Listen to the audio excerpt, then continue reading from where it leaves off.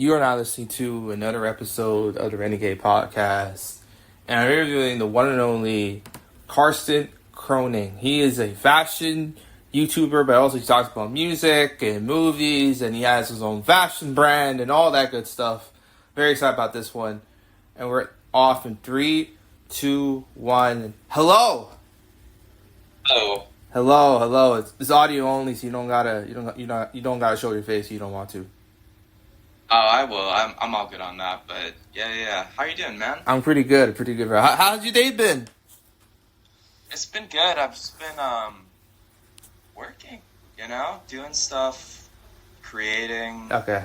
Things, that type of stuff, man. Okay. So right off the bat, my first question to you is what was the inspiration behind your channel's name and logo? My YouTube channel? Yeah. Well, it is my name. Karsten Kroening is my name, so that's always just been my name. But the logo itself, I think it used to be a picture of me, a portrait, and then at one point I really wanted to change the vibe. Okay. And so I think the biggest thing for me was finding something calming. I was looking through all these this old picture book of like Japanese photos in the fog of forests, and that just sort of was like where I wanted to go with it, I guess. Okay, very interesting. So the video from your channel that really sort of caught my attention wasn't actually your fashion stuff, which granted is very interesting, but it was your favorite 100 albums video. Oh yeah. Hell yeah. Yeah, I saw it on my recommended page, and I'm like, I keep scrolling past it, and let me watch it. And I watched it, and I was just blown away by, your attention to detail and your diversity, because too many times I've been watching these videos, and again, no disrespect, anybody can listen to anything, but it's always usually the same 10, 20 albums that people talk about on like hip hop Twitter and social media, and I appreciate that yours was, again, it grabbed from different parts of sort of the music landscape, but I really, really appreciate it. But my thing is, was that video you're always going to tend to make that video at some point, or was that something that sort of came up in the moment? No, so, to be honest, right, like I am a fashion designer first, and then a YouTuber sort of second. Yeah. And basically, like, I love doing YouTube, and it got stagnant for me because there's really only so many things you can talk about with clothes. But the main reason I got into clothes, actually, was because I was into punk and hip-hop music when I was, like, a young, teenager. And so something that I eventually did was, at one point, I just loved music so much. And so when I would work on clothing in like a studio setting or whatever, what I did was there's this... Have you ever heard of Henry Rollins? Yes. Yes, I have. From Black Flag, right? Yeah. He's the lead singer. And he has an interview that really inspired me when I was around 17, where he talks about how what he would do is that whenever he would listen to music, he would only listen to new music. Yeah. On weekdays, right? And then on weekends, he would go back and listen to music he hadn't heard. So from about 18 to 22, for about 4 years, what I did was I just like listened to new music on weekdays. Okay. And I would just experience that, and I think that kind of made my taste a little bit weird and bizarre. Yeah. And then there was a point on my YouTube where I was like a little bored with doing fashion content, and I was like, let me compile what my favorite albums are. I just want to do it because I think it'd be funny. And I got kind of tired of, other people's takes on Rate Your Music. Not that on like Rate Your Music, or I guess like the hip hop Twitter and stuff like that. Like, I always think that's cool that people like find albums that they like gravitate towards, but I just had a different opinion, and I care about musicians and other artists like that, so I wanted to put that out there. And I didn't think it would be successful at all. There was no way I thought that video was going to blow up, but it did. Okay. I was like, hell yeah. Okay. Yeah. It's interesting. You mentioned that you're, fashion designer first. Take me through that sort of journey, because being a fashion designer, it's not for the faint-hearted. Like, you're constantly gonna have to create new designs almost every week. You're going into meetings with people who, frankly, they can't tell what a painting is from another painting. That type of thing. Yeah. So, how did that start, and where do you think that can go? I don't know where you work at. Like, is it like a big brand or anything, or is it like self? No, I own my own company, and then what I do is I do contracting out, like consulting for other companies. Okay. So what I do is that, like, I started clothing design when I was like in college, making pieces here or there. I took a few classes. My actual degree is in business marketing. Okay. And what I ended up doing was I started just making pieces. And I have my own brand that's sort of my namesake label. So if you look up Karsten Kroening on Google, you'll find that I have my own designs and everything that kind of comes along with that. And by starting to do that, I kind of live in a world that's sort of technical design. So performance wear is kind of my background. I guess I would describe my own clothes as a little bit more gothic at this point, but it's very techy. Yeah. And so I end up designing for a lot of sportswear, athletic gym labels, that type of thing, as a contractor. Wow. And then, Wow. Interesting. So when was the moment? Because I can't imagine, right? Like, you're not working with your Armani's, the Gucci's, those type of. No, you're not working. You're starting on your own, right? So was before you actually got going, was there a thought in your head? You're like, man, this is gonna be like an uphill battle of itself, trying to get this thing off the ground. Yeah, man. I mean, I think at the time when I started actually taking it seriously, on a level of because I thought I was gonna go work at a clothing design studio and just do that, and do marketing for a brand, and then I was like, nah, I want to keep trying making clothes, and basically I just was working at another company, and I was just I want to start releasing stuff on my own. And I released a hoodie. I thought I was going to get no sales. I ended up selling a pretty decent amount. Wow. To where I was oh, this could be a thing. Okay. And I just kept on selling and selling. And part of why I was able to do well at the beginning when I first started releasing clothes was I've been a fashion commentator for years, basically since I was in high school. I've written articles for small independent magazines, made YouTube videos on clothes. So, I certainly had a place in the community, and I had done work before in marketing for bigger fashion houses, like Valentino. I'd done some stuff for High Snobiety. I'd worked for a while. I'm trying to think who else have I done work for that's super notable. Hype Beast, I'd done work for them on the marketing, content creation side. And so it was, there was a community around me to where if I was going to release something, it was of interest. Interesting. Yeah. It's interesting you mentioned the Gothic, sort of the new Gothic direction. Is I was going through your pieces, and one thing I really struck was that it felt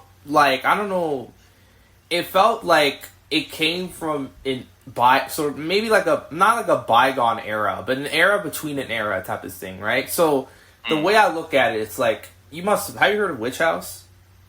Yeah. Okay. Absolutely. Okay. It felt like I was looking at that type of thing, right? And more specifically, Crystal Castles, Clan Casino, that type of. Was that the thing you were going for, or was that something that was sort of a byproduct? I mean, I think I listened to a lot of Witch House pretty often, so I think that's part of it. I think I kind of came, when I first started designing, there's a big part of it that was I was definitely in a Witch House era of my life. I'm a huge Salem fan too. I have a lot of friends who make Witch House. I throw, I go to raves for Witch House. And so like I think it's like a mix of witch house and like metal music and punk music, because that's kind of like what I grew up on. Yeah. And I just really love the energy of that. I think there's something about electronic and heavy music where, you know, I'm trying to tap into that, and that energy is very much what feeds me in a very primal way. Yeah. In my designs. You know, it's funny because you say that, because I feel like I'm kind of similar in the sense of like, obviously, I mean, I can't design something out of a cardboard box, but I think what I'm pretty good at is like I can visualize things when I'm listening to something, right? I think we all can do that. But, you know, I'll tell you a story. So I graduated like literally like a couple months ago from Hamburg Polytechnic for broadcast radio, right? Mm-hmm. And it's funny because the way that the week, because I live in Canada, right? I probably told you that. And the way the schedule works is that there'll be days where classes are like 3-4 hours apart, right? And there's like a computer lab that's like in the middle of because the way the campuses is laid out, there's like 2 separate like campuses in one campus, that type of thing, right? And there's a computer lab right in the middle of it. And one thing I would do is that I would literally just go on the computer, because it was never, because obviously it will be busy when there's like tests and exams, but usually it's not. Like it's practically, it's like a ghost town, right? So I sit, I listen to music, and I'll be looking at sort of like witch house. I'll be looking at certain people, and I'll be listening to certain kinds of music. I was sort of testing things out, right? So, like, have you heard of Raven from Teen Titans? Yeah, shoddy. Yeah. Right? Okay. I would like. This is such a funny story. So this is during the time where. I don't know. Do you like keep up did you like keep up with like Kanye leaks? At one point in my life, yes, and then I kind of dropped off on the Kanye leaks at some point. Okay, so there was this leak that came out a couple years ago, right? This is my first year there, and it was called "Fall Out of Heaven," and it's like a version that was like produced by like Daft Punk and had like Travis Scott's drums and featured The Dream and Tony Williams and Bon Iver and stuff. And I listened to it. I looked at because you know with Raven it's like there's different eras, right? There's the '80s version, I think the best version of her. And I think I looked at there's one particular image. I looked at it and I essentially stared at it for like the whole song when I was playing in my headphones, and it fit, it clicked, right? And I started to sort of experiment. And I think with art in general, like I think certain art can sort of change the way you look at things, right? Like, I for example, you must have heard of Tron Legacy? Yeah, absolutely. Yeah, did you like the movie? Did you watch it? It's been years since I've watched it, but the aesthetics are very much in my head. You know what I mean? Like, I remember watching it when I was young, and that very much formed the way I thought about Daft Punk. Yeah. You know? But for me, it was even deeper. It changed the way I looked at life. I looked at reality. And that's the best type of art, where it changes your perspective. And I realized, like, you could bend your mind and you could connect things that they don't fit, but it fits. Right? I think your channel is probably the best example of that, because you look at the channel and you're like, okay, how does this, and then the way you piece it together, because the way that you sort of do content, it's not content, it's education. You know, I feel like I'm being educated by somebody who's in it. Because you're in the industry, right? So it's like it's a whole different perspective than somebody talk from the outside. Yes, I mean, I'm very much like in the industry. I'm very much like in a lot of circles. And it's just like, at this point in my life, I mean, I'm not crazy old, but some people might refer to me as unk status at this point. But, you know, I've been in industries and I've been around scenes for like 10 years now. Okay. At this point. Yeah, so it's a bit much of me just trying to like pass wisdom, especially to young people, because it's like, it's hard to get wisdom these days. Like, there's not a lot of wisdom on Instagram Reels, unfortunately. Like Instagram Reels is a good time. Don't get me wrong. Like I love seeing like a fake make edit of like a monkey, but at the same time, it's like there needs to be a place where like people find salvation through truth in a way. Yeah. Right? Because it's like, people don't really like read books anymore. Yeah. People don't really go consume long form media, and that's where that sort of beauty exists, and that's where you can sort of process these really complex emotions and stuff like that. And so for me to be able to make like a silly video with Wojaks that might like give people a little bit of truth or like push people in a direction where they might find something beautiful and life-changing is a, an important thing for me. I think about a quote, right, in a movie. It was released in 2013. You must have you heard of Secret Life of Walter Mitty? Have you watched it? I know of it. I haven't seen it. You should watch it. There's a quote, right? It was directed by Ben Stiller. He stars in the movie, and Sean Penn, he has like a cameo in the movie. He says something so profound. He said like, beautiful things don't need attention. Right? Like, if something is beautiful, you notice it right away, right? It's not screaming for your attention. Right. You just notice it, I think I could expand on that. I could say that there's certain artists or records or albums they don't have to tell you about it. You just know it when you see it. That type of thing, right? Yeah, I remember really distinctly, a great example of that was there's sometimes where you just encounter something for 30 seconds. And you might not say oh, this is something that I'm going to consume now, but you're that's going to be for later. And that's going to be big. Yeah. And I've had that moment with a few pieces of art. And I remember when I was, do you know the hip hop duo Arm & Hammer? Oh yeah. Yeah. So I remember there was a moment where I heard, I think it was Paraffin. Yeah. When I was pretty, I think it was 2018 or something when that record came out. And I remember I was distinctly listening to it, and I was like, this is going to be something for me when I'm ready. Because I knew in a moment there was something special there. I just kind of put it in my back pocket, and I was like, when the time comes, this is going to be something big for me. And then that Arm & Hammer became a massive, influence on me for a while, and it was one of my favorite bands for a long time. Yeah. So. Yeah, I'm with you on that.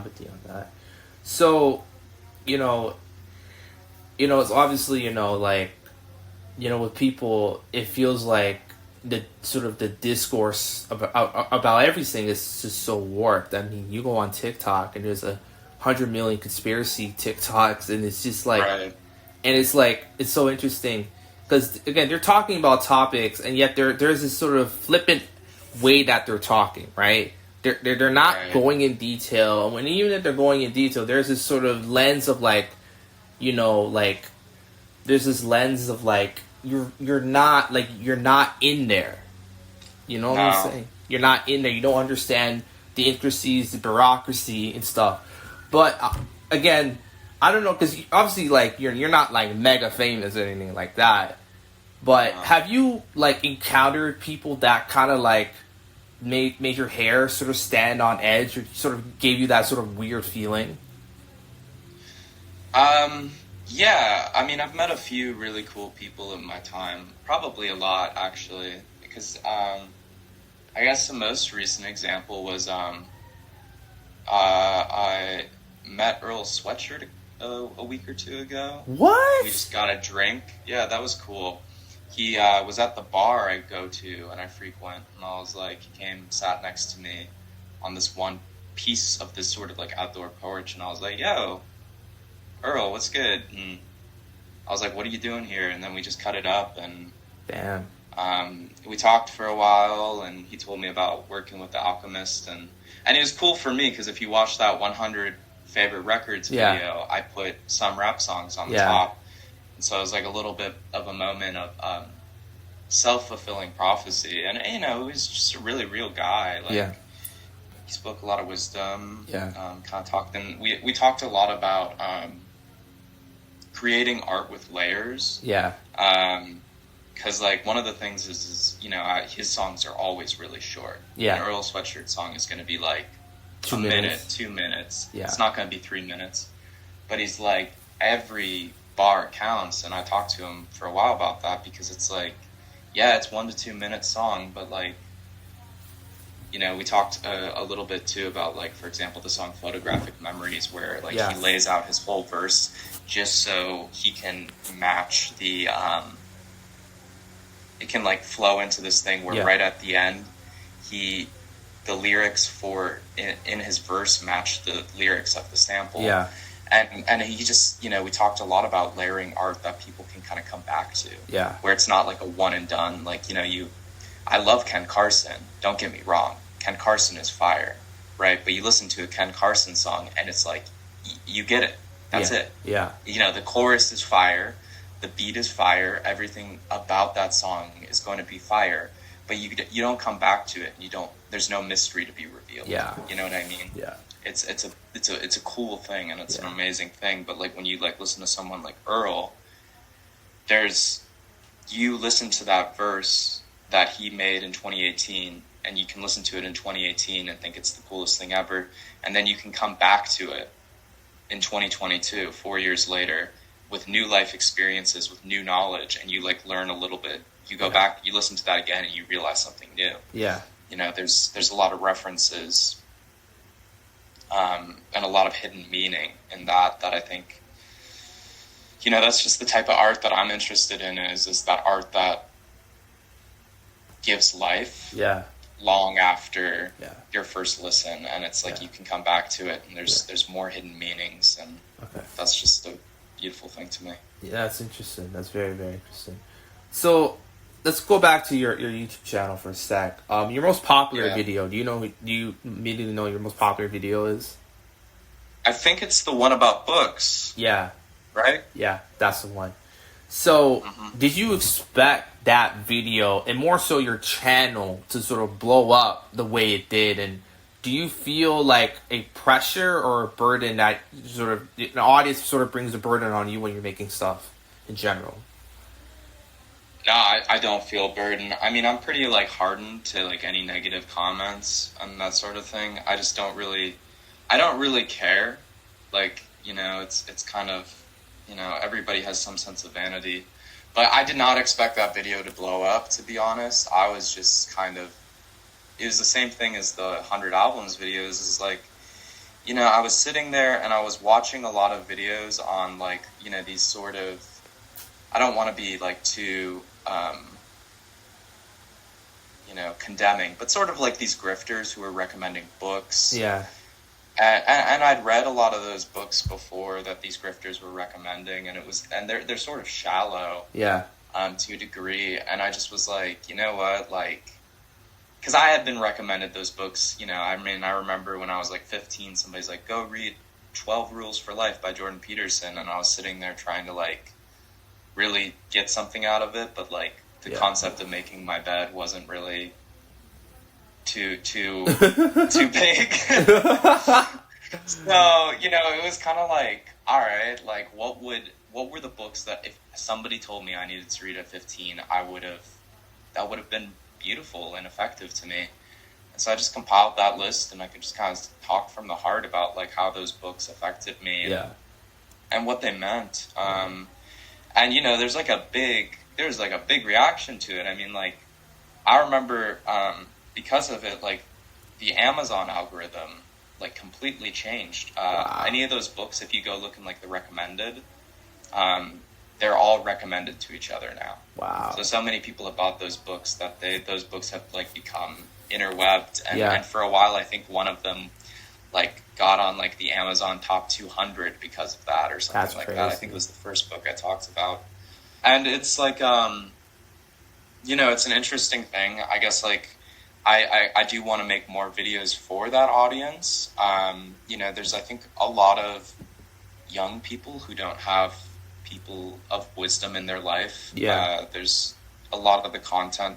And I'm not saying I'm, like, a person of wisdom, like, I should be, like, I'm better than other people or anything like that. I don't think that at all. But I do have perspective, and I think I'm a little bit less inclined for just making content for the sake of making content, if that makes sense. Yeah. You know, like I'm passionate, and I'm a dork, right? That's the difference. This is like a lot of other guys are trying to like aura off and aura max and like do something funny, cool, and I'm truly like a dork, man. Like, you know, I almost stayed in academia and went to school. I almost went to school to be a college professor, and I didn't end up doing that, but I guess this YouTube is sort of my way of like doing that. Okay. Without going to school, you know. Interesting. So so my next question is back to the sort of fashion stuff, right? Yeah. So we look at all sort of the trends of, you know, contemporary fashion, right? You know, and it seems like we're kind of in this weird like era of like, you know, there's the old stuff that's sort of getting more popular, the 90s sort of style and prestige, and then you have the newer stuff that's sort of off the wall and abstract. What do you think is the next trend that will sort of dominate sort of contemporary fashion, and what is your sort of potential response to that type of trend? Because I feel like you're kind of, you know, counterculture the way you're set up. Yeah, I mean, I'm definitely someone who's I kind of march by the beat of my own drum, right? And I see there's a lot of interesting sort of trends forming. The biggest is you know, we're going to definitely have a revival of a lot of the swag era type stuff. Yeah. Seeing like, or like just like the era of like the mid to late 2000s and early 2010s. Yeah. Which, you know, the 20-year rule has been like disintegrated, which I can get more on that in a second. Yeah. But, you know, you're going to see a lot of kids in skinny jeans, big ass shoes, like the fucking Osiris, something adjacent to that. You see a lot of kids wearing fucking tighter shirts. Yeah. Which I'm okay with that personally. I think like the whole baggy t-shirt thing has gotten tiring, and I don't think it's a silhouette that necessarily compliments most people, but I digress. You know, just everything kind of shrunk down a little bit, tighter fitting, skinny jeans. I think you'll see brighter colors. I think there was like an era here in the last few years where it's just like every kid's wearing like mud wash or black or distressed and earth tones, which was very Y2K inspired, sort of that 90s grunge, late 90s, early 2000s grunge look. And I think there's going to be a lot of kids in skinny jeans and fucking snapbacks, bro. Snapbacks are back. Yeah. Like was Khalifa or Tyga who wrote the song Snapback Back? Yeah. It's gonna happen again, and someone needs to remix that song for that reason once they bring it back. But you know, it's interesting because like in fashion there's something called the 20-year rule, where it's every 20 years things get brought back, and you definitely saw that with the Y2K stuff happening in the early 2020s. But fashion cycles are accelerating, and that's like a broader, you know, sort of broader symptom of acceleration in general. I mean, like you're seeing everything accelerating. I mean, when we talk about like cybernetics, and systems of feedback loops, where you know ways of communication are no longer through like social gathering, right? Yeah. People don't pick up on social norms through going to an event and meeting people, or going to a bar or being a part of a particular scene. That just doesn't happen anymore, right? Yeah. That's not how people find their tribe. They find their tribe through algorithms, which are completely based off of feedback loops, and these sort of control systems. And what you see then is that when you have systems that are built off of feedback loops, as they go faster and they accelerate. Yeah. And so you're seeing the 20-year rule slowly turn into the 15-year rule, and it'll slowly turn into the 10-year rule, until we get to a point, in my opinion, where everybody is sort of just like in their own dissipated echo chamber. Yeah. But I'm not sure when that will be or how that'll sort of take form. unless there's a huge cultural movement towards something, and I just don't really see any cultural movement people. Like, there is no Kanye West anymore, right? Like people still like Kanye, people still think Kanye is cool to some degree. A lot of people dislike Kanye, but there's not like a Kanye West right now. Like, the closest thing we had to that was Playboi Carti, who's sort of able to feign that world over from 2000 to, you know, this most recent album, but I just don't see him having the same cultural effect that like Rocky did. You know what I mean? And maybe it's just sort of his time is kind of waning as a cultural force. There's really only so long, but we don't have like a Kanye. We don't have like a Travis Scott right now. I mean, these people still exist, but they're just not cultural forces. I think like the closest thing maybe today you have to that is like a Help or a Two Hollis, but like I don't even really see them influencing people like that. That's the thing. Maybe the Help more, but it's a certainly smaller community, and this is where it kind of turns into echo chambers. You know, it's interesting you brought that up, because I feel like, you know, like I think one person that's sort of like, I wouldn't say she's influencing fashion per se, but I definitely saw some people try to dress up like her when her first album came out, Billie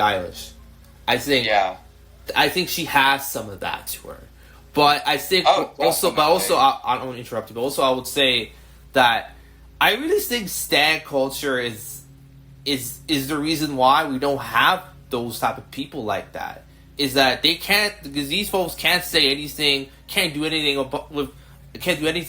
without 100 million people having their own uninformed take, or they're having their own perspective that is not really a perspective. It's a feedback loop, right? So and I would agree. I mean, I think like Billie Eilish was definitely doing that in especially the late 2010s.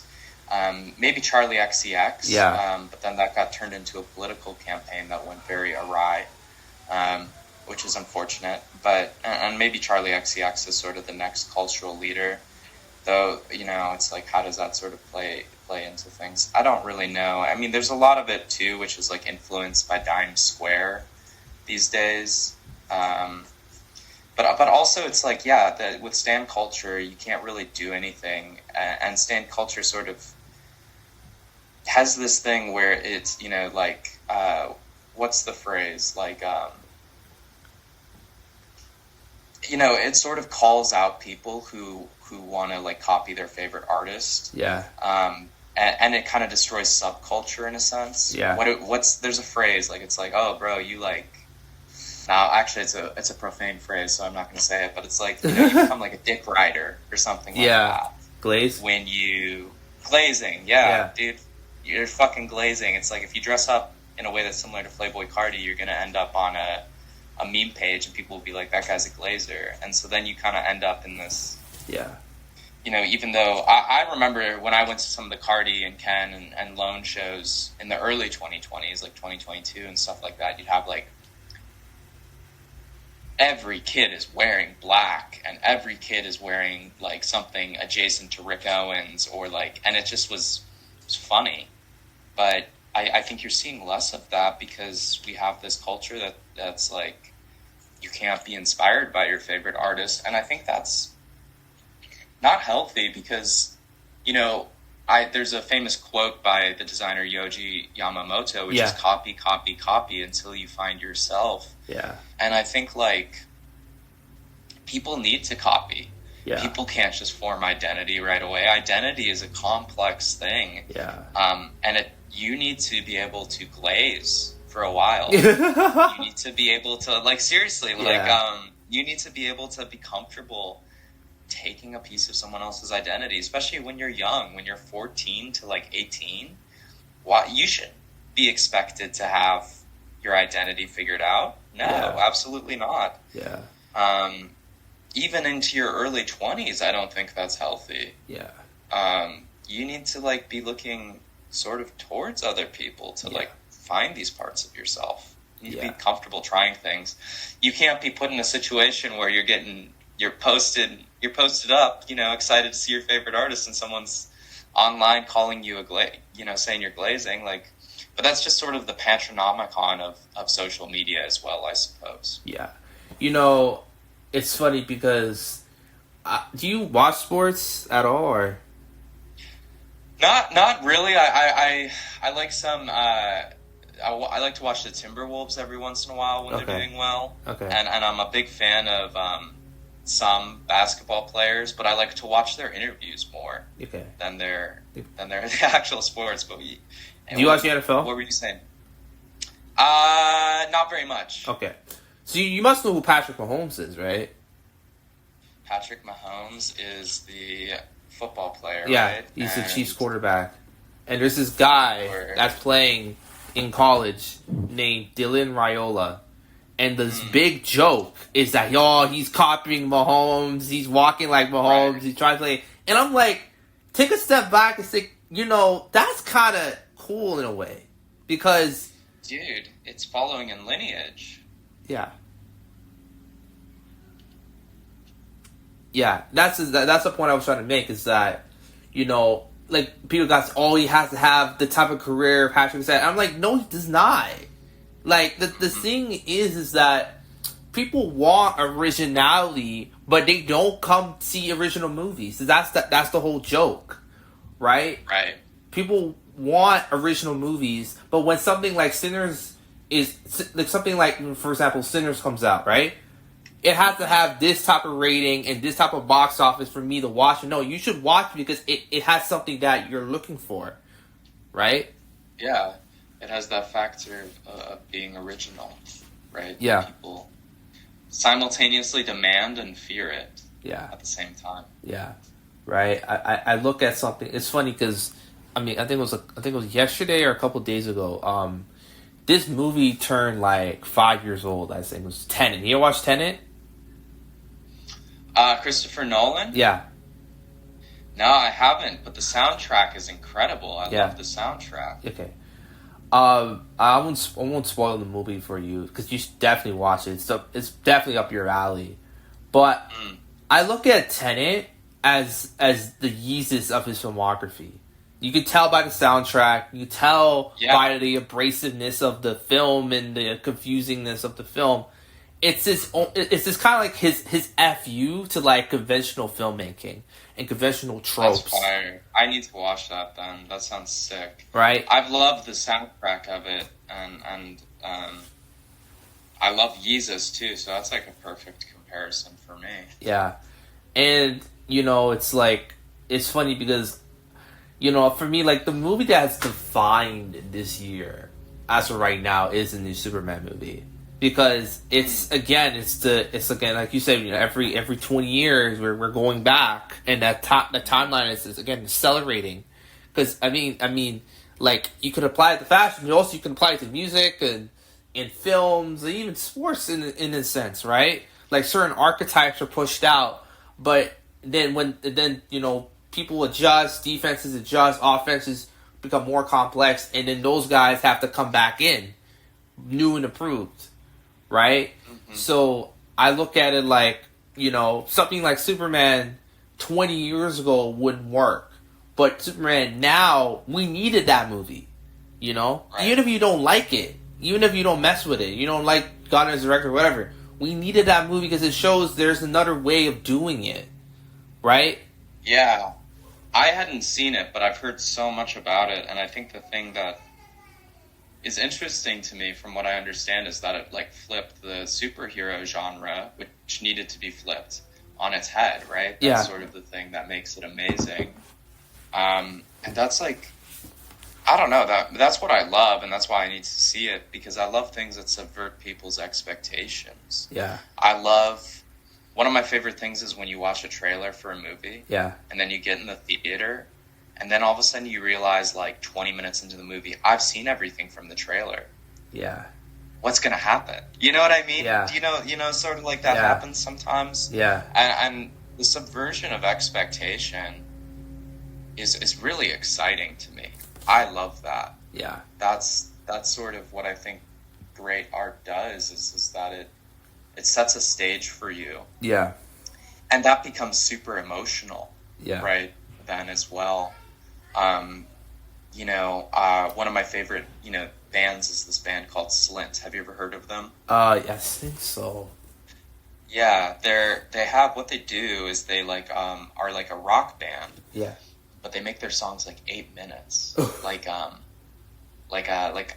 they kind of are doing something out of classical music theory where they'll play the same riffs again and again, and they'll do verse, chorus, but then they'll just change a little thing. And you'll notice it. And it'll be like a little change in the instrumental, and it'll make the hair stick up on your back. And then, it repeats, and there's just these little changes, and all of a sudden, like, makes you hyper aware. Yeah. And it's almost like seduction in a way at that point, right? And it sort of plays a game with you, and then eventually it builds up, and it'll go into the craziest guitar riff you've ever heard that just cuts and it explodes, and it's awesome. And that's the sort of thing I love about art is this, it plays with you, and it plays with your emotions in a very Dionysian way. Yeah, that's the thing, right? Like, that's why, that's why a lot of sort of the great artists that we have now, we're not really comprehending what they're doing right now in the moment. No. Right? Like, I look at someone like Beyonce, right? Say what you want about her, but everything that she does has this sort of fluidness to it, this structure that, again, like, you're casual, you'll understand it, but if you're somebody who loves art, you understand everything that she's doing. Mm-hmm. I feel like her whole career, she's telling this one big story. Like, I don't think every album is just a separate thing. I think she's telling this massive story about her and about sort of the black experience, black culture in general, politics, spirituality, a lot of religious themes and all that stuff. And she's sort of putting it all together. I think that's why I'm so hyped for part 3. I think because the last 2 records are kind of like part of like a trilogy of albums. Right? About how certain genres of music were created by black people. Like house music was created by black people. That people don't talk about that. People don't talk about Detroit house. Detroit techno. Wax Trax Records, man. Wax Trax, Trax Records. Right. And the Detroit scene is crazy, man. I love like DJ Assault too. Amazing. Yeah. And dude, house music is a fucking lineage right there, man. Yeah. And then you have and I don't want to interrupt you, but we have something like Cowboy Carter, country music was originally black music at a certain point. Right. And then we have then there's a lot of rumors that her next record is going to be rock. And we all know about the history of rock and how black people sort of kind of created the foundation, and Elvis, and then Elvis kind of sort of, I don't know, took it or didn't take it. I don't know. I don't want to get into that. Mm-hmm. But, the rest is history with that, right? So, yeah. And that's why, like, say what you want. That's why I admire her art a lot, because like, there is a craftsmanship to it, right? Like, obviously, there's songs that I like to turn up to, but there's songs that I want to think. I want to think, okay, what is this person going for? And the thing is, I don't like dismissing albums just because people don't like them. I feel like too many times artists don't get to the top because there's just, again, the fans are like, we don't want this. And the next thing you know, this person goes away. A couple of years later, this record is like a cult classic, and it's like, okay, we want more of this. Well, he was there, that person was there, that position was there, and y'all didn't mess with them. So I think, there's too much blame on the artist and not enough blame on the fans. Because really, it's just it's really demand and supply at that point, supply and demand. Absolutely. I think, like, we have a big audience problem right now. Like, so big of an audience problem. And, I thought of that. I've gone to concerts recently. And post-COVID, I know this is somewhat of a over-talked-about thing, but post-COVID, people go to concerts and it's not an experience of like watching an artist and like being led by the music, but it's an experience of, I don't really know. It's you used to go to a concert, right? Yeah. And like people would dance. They'd like just watch the artist. They'd feel the music. They would, there might be a mosh pit if they were led. But now, I went to a shoegaze concert recently. Okay. And they were playing music, and I was like, "There's no reason there should be a mosh pit here," and the crowd was just very disrespectful too. And I've been to like every concert I've been to lately, no matter who the base is. Post COVID, young people are like, they don't understand how to be an audience and how to like take in art. Instead, they can only learn how to experience. I went to the Ethel Cain concert recently. Yeah.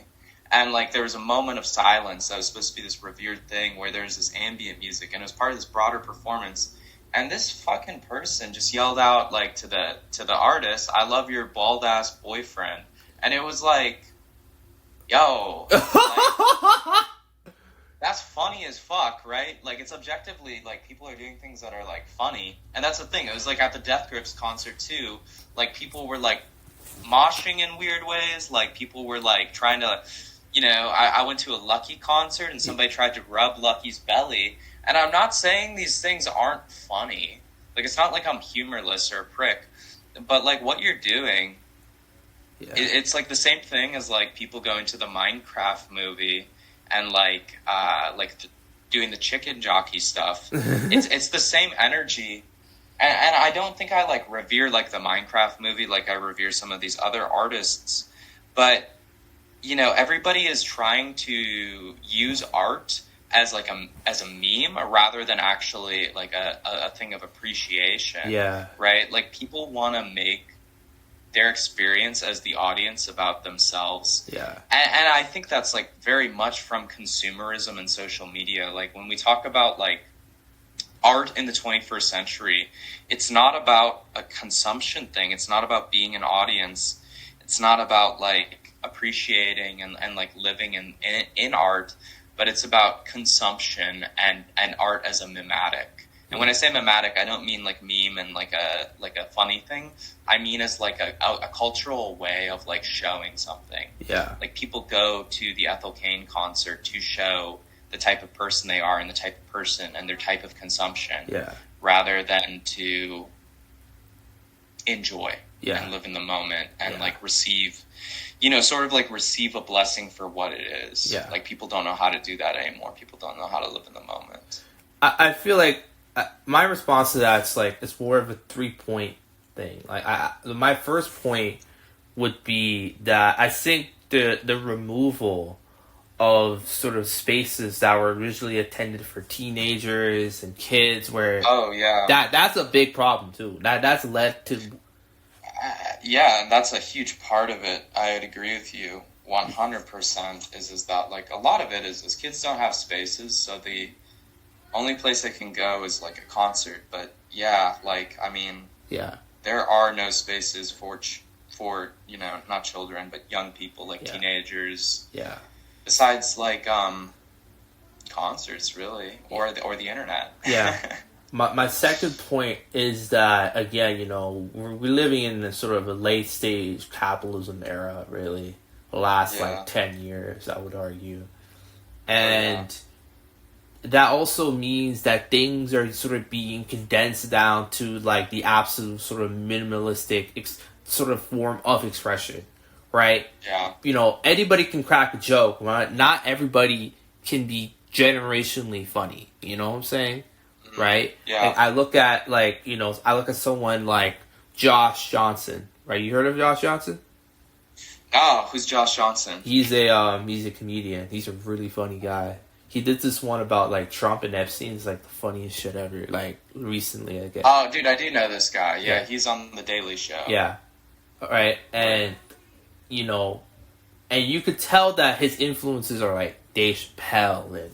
You see a little bit of George Carlin, a little bit of Kevin Hart, a little bit of... Again, right? But if somebody were to come up with that sort of thing, again, like you said, people will be called, you're glazing, you're not yourself. I'm like, how could someone be themselves without at least looking at something else? Right? Absolutely. And my third point is, this might be a little bit of a reach, but remember Mad TV? Right? You remember when Mad TV was like a thing? Like, it's still a thing, but remember it was culturally, like, you know, people knew what it was. You show them silhouette, you show them that redhead kid or whatever the guy, whatever his name is, you know what it is. It's like huh? Or something like that. Yeah. It's like Norbert or something like that, yeah. You knew that it was crass, it was, you know, very kind of uncomfortable to look at and watch, but you know, like, there was an audience there, right? There was, if young people wanted something that was a little bit more edgy, a little bit more off kilter, that was the spot. Right? I look at something like Hot Topic, right? And it's been discussed a million times. But Hot Topic back in the day was like, that was the store for like emo and scene and goth kids, and that was the whole joke. I think what happened is that, you know, people made fun of that store so much to the point where that store has to, like, you know what, guys, like, you know, they kind of conceded defeat, and they kind of lost why people went to the store to begin with. Now, granted, the name is Hot Topic, so it's going to be about trendy things. But, yeah, but it was always about the alternative, right? Like, I went to a Hot Topic store. Like, there was one, like, I live in Mississauga. There was one in Square One, right? It's like one of the biggest malls in all of Canada, right? I go in the Hot Topic store, right? By myself. I look around, and I'm like, what is this? It's not because the store was bad, but it's just like, that feeling is just, it's just not there. Like, and I realize, like, when you make fun of someone or something so much, then are you going to be surprised what made them stick out eventually goes away, right? For whatever reason. Yeah, and that's part of the pantronomicon of the internet, right? Like, everybody is like a critic on the internet, and nobody is like, it's just like people criticize. I don't like to criticize personally at this point in my life. Like, you know, I know Fantano, and I like Fantano, and I have like a relationship with Anthony, but he's a critic, right? And I would consider myself maybe a cultural critic, but not like a music critic. Like, I'm not going to criticize somebody's art, but I might criticize a movement or like a general thing that people are like doing, you know what I mean? And it's like, you know, at the end of the day, it's like we have too many people, and I'm not, again, speak badly on Anthony because I like him a lot and he's a cool guy and we've had great conversations, but there are too many people who are in that like hater mindset, yeah, and not enough people who understand how to like build something, and yeah, that's unfortunate, man. Yeah, you know, it's interesting you mentioned that, because there is some. Have you watched Highest to Lowest, Spike Lee movie with Denzel Washington, A$AP Rocky? No, that sounds sick. A$AP Rocky's in a movie? Yeah. That's fire. Yeah. Denzel was doing an interview, and he was like, this is him and Spike Lee, and he mentioned something so interesting. He said there's, and he was talking about like sports media, but he was sort of talking about something more general, more universal. He said, like, there's too many people who are opinionaires. There's too many people who just chit chat. They think they know better than the people who do it, right? He said, try to be good at something and see how long that takes. It takes a long while, man. It takes a long time to do anything, man, and I don't think people get that. There's not a lot of people who are interested in creation. There's a lot of people who are interested in consumption. Yeah. But creation is no longer an easy way of... It's no longer a way of being that people can consider. And I think that part of that is, again, this late-stage capitalism. I mean, we're such a consumerist-based society where, like, I don't think a lot of people can't fathom creating something. Yeah. And being good at it. And, you know, all they can have is opinions and opinions on consumption. And that's just... You know, I don't want to get jaded, but it's just not it's not like a sustainable thing for somebody to be happy. Yeah. You know what I mean? Yeah. Like, you're going to wake up one morning, and you're just going to be like, fuck, dude, this isn't good. Yeah. You know what I, like, you're going to have, that's laying grounds for existential crisis, my friend. Yeah. Like, you can't be a critic and a consumer for your whole life. Can't. Or else you are gonna, like, that can't be, or at least not the core of your personality, or else you are, like, going to spiritually die. Yeah. Right? You know, you're gonna, that's not good. Okay. It's interesting you mentioned that, Fantano, you guys are kind of like, you guys are friends. How did that come about? Because I was going through your channel, I didn't see any, maybe I didn't dig deep enough, but I didn't see any collabs or anything like that. How did that come about? How is he? We haven't ever collabed. I just, like, I've known bro since, like, 2020 through, like, memeing page shit, because I used to have a meme page. And then, we just DM every once in a while. And he just, like, followed my account back in the day. And bro's cool. I put him on because he's low-key kind of unk about music. Yeah. Like, bro, people forget, like, that man is, like, 36. Yeah. Like, he did not know who Fake Mink was, brother. Like, bro did not know who the Help was. Like, I have to DM this man and be like, dude, like, I'm pretty sure he figured out who Blade was through my old meme account in, like, the back in the day. Wow. But I'd be DMing him. I'm like, bro, go listen to this, you know, and I'll just talk to him about something every once in a while. And I like him. He's good. I haven't done, like, a collab video with him. I don't really know if that's something that'll ever happen. I don't know if it, like, makes sense necessarily. Okay. Like the thing is there's, like, a lot of, like, people who I know, and it's like a lot of it at the end of the day is does a collab make sense? Okay. Do we both have the time and energy to do this? Okay. Will this mix up workflows? I don't know. Like, and me and Anthony, to also be quite honest with you, I don't know if Anthony knows I do YouTube like that. Like, he knows me through, like, my meme page. Okay. And, like, me and him talking about music. So, like, that's another thing. Like, I've never been to Anthony, like, bro, check out my YouTube videos. You know what I mean? Okay. So. Interesting. So, yeah. Who was, okay, I'm going to ask you a couple sort of rapid fire questions.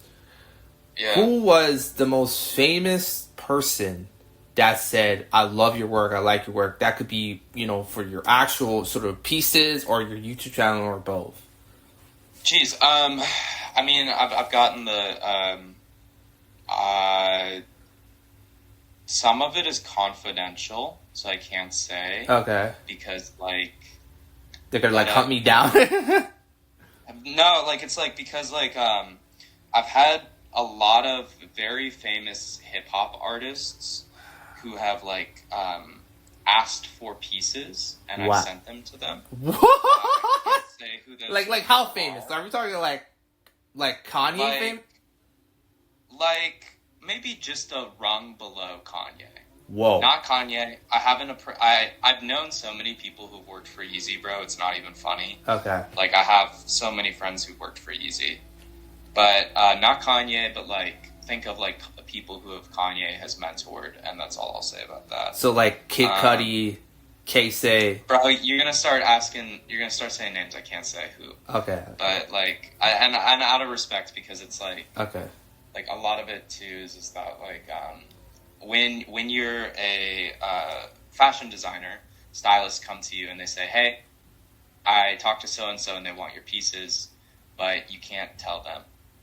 You can't say anything unless it gets posted. And I'm like, nope, that's all good. Okay. So I know there's, like, a good handful of hip-hop artists adjacent to Kanye and under a rung of his that he has mentored who fucked with it. One of my, like, hero fashion designer people who I just love, named Yang Lee. Whoa. Who used to be Raph Simmons' protege. Wow. He was Raph Simmons' protege. Damn. And he runs a very huge brand in China. Wow. You know, he's paid a lot of respect, and I love him for that. Trying to think who else. FaZe Banks. What? That one's funny. Yeah, what? FaZe Banks is is a fan of the YouTube and likes the clothing. I don't think he's ever ordered anything, but FaZe Banks, that one's funny. Yeah. Shout out to bro. I used to watch like FaZe Clan back in the day, so all of a sudden when FaZe followed me, it's like, what? Yeah.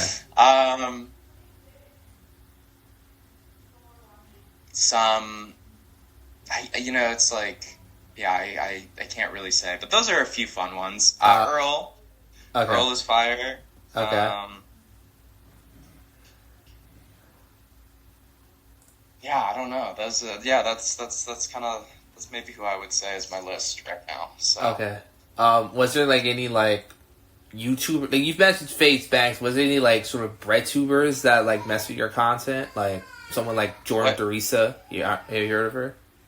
No, I haven't. What are these called? Bread tubers. They're sort of YouTubers, but like they have like a sort of a leftist perspective. I mean, I'm homies with a lot of like the Dime Square left people. Okay. You know what I mean? Okay. But like, not a lot of YouTubers I know who are like on that thing that I know of. Okay. But I'm sure they exist. Okay. I just might not be aware of that social circle. Okay.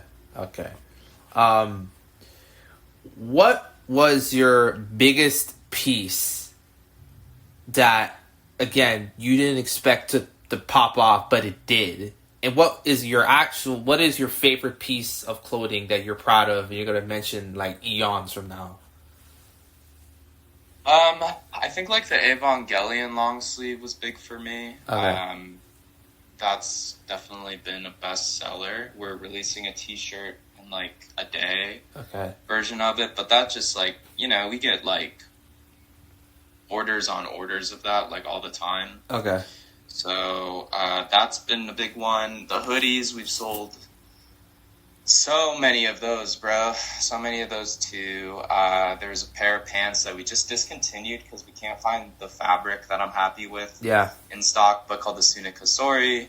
That was like a bestseller for forever. I mean, they're a beautiful pair of tailored pants, and the way they flowed was amazing, and I just can't find another fabric. Yeah. But I'm really hyped for this parka we're releasing called the Ramiel parka. Yeah. And then I have like a bunch of leather items that are coming out in a minute. I don't know, bro. I'm also like working on like the next 2 collections right now, so it's like it's always like there's always something that's like, oh fuck, like this is so sick. You know what I mean? Okay, that's interesting. So you guys are primarily an online store, right? Yeah, we've done some stockists before. We like to do right now direct to consumer because it's just like a really easy use of time. Yeah. It really consolidates resources for like a healthy growth. Okay. We've been stocked in a few stores around and that's been good and cool and there's some people which we might go back to if it works. But really at this moment we're doing direct to consumer until we can go to Paris Fashion Week in a significant way and it makes sense. Okay. There's a lot of brands who are bigger than me who have mentored me and told me sort of the way that I should go about working with stockists and when the right time is. And sort of my own opinion off of that is that it's like for me right now it's creating a really healthy base of direct to consumer so that when you go to a stockist it's not a moment of reliance where you have to rely on a stockist. Yeah. The stockist is just like an extra fun little thing. Okay. So what's you mentioned Paris Fashion Week, which is that's like the Super Bowl of like all fashion at this point. Yeah. So what does the future look like for your YouTube channel and your design pieces and stuff? And do you think at some point that you're going to have a store with your name on it? Like somebody could just drive past, like in a mall or maybe outside of a mall, something like that? I think sort of the future of things with YouTube is I've always just kind of looked at YouTube as just a fun reflection of where I'm at. I definitely continue to see it going in a more philosophical direction. I write a lot too, so I'm sure like I'll probably start a Substack at some point, and working on sort of doing maybe more complex cultural theories, and vlogging sort of, I want to get better into vlogging sort of the journey with like the clothing brand. Because like, bro, like the thing is like we shot a beautiful video for the clothing brand. That was our last collection presentation. And like my biggest regret is I didn't vlog it because, dude, that was a cool fucking production. We had a full team on board. We were shooting with a $100,000 camera. What? People on the crew who worked with Addison Rae, Netspend. It was a fucking cool ass thing. Wow. And then the video was, we were shooting for like a few days on the Oregon coast on this like beautiful location. Wow. And it was just like an incredible time.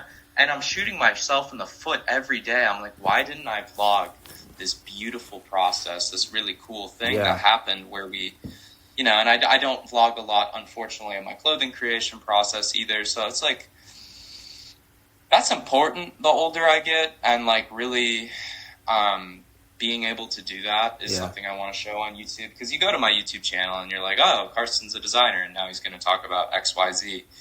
And I don't end up talking a lot about the clothes I make. Yeah. And I need to do that more. That's just a terrible admission of laziness and regrets, Okay. Wow. But for the clothing brand, we are just trying to grow right now to a size where, basically we can go to Paris. We've had offers before for different showrooms to do a showing there, and I think it'll be something that we do here, hopefully in the next 3 to 5 years. Okay. That's what I want to say. Wow.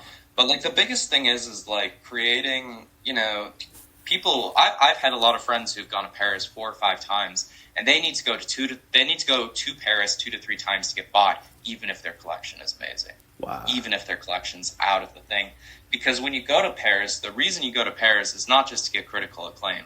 That's awesome. Everybody loves critical acclaim and all of that. But the reason you go is so that stores buy your clothes. And, when you go to Paris and you say, hey, this is an amazing collection. I want to show it here. I want to show you. The first thing those buyers are going to ask is say, hey, man, how many have you sold? And, you say, I haven't sold any. This is my first collection. This is my first time at Paris. Regardless of if your collection is amazing, regardless if every journalist is saying you're the next big thing, those buyers who they care about data and selling clothes, they're going to say, you know what? I love what you did. If you come back next year with all this critical acclaim you're getting, maybe we'll buy something then. And then you come back next year, you get a bunch of critical acclaim, and then the buyers will say the same thing.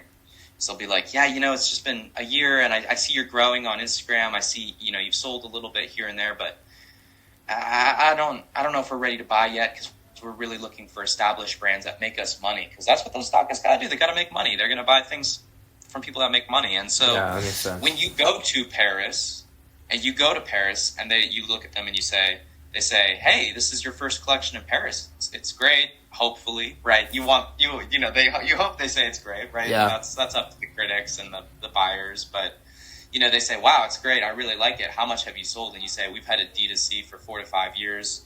We average this many sales every year. Like that becomes powerful. Yeah. And that makes going to Paris worth it, because it's an investment to go to Paris. It's like $10,000 to get a showroom and all of that. And, it's a big investment. You don't want to go spend $10,000 and show a collection. Yeah.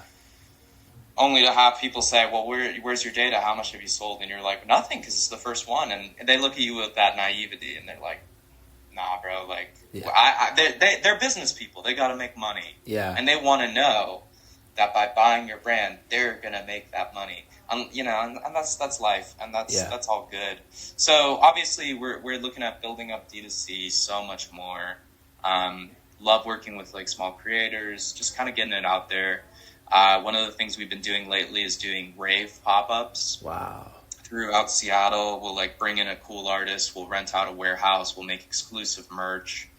So that's been really cool recently. And at some point the goal is to like have the own store type experience. I don't know if we would be in every mall or something like that, but having like a store in LA So having one store in LA, one store in New York, one store in Paris, maybe one store in Tokyo.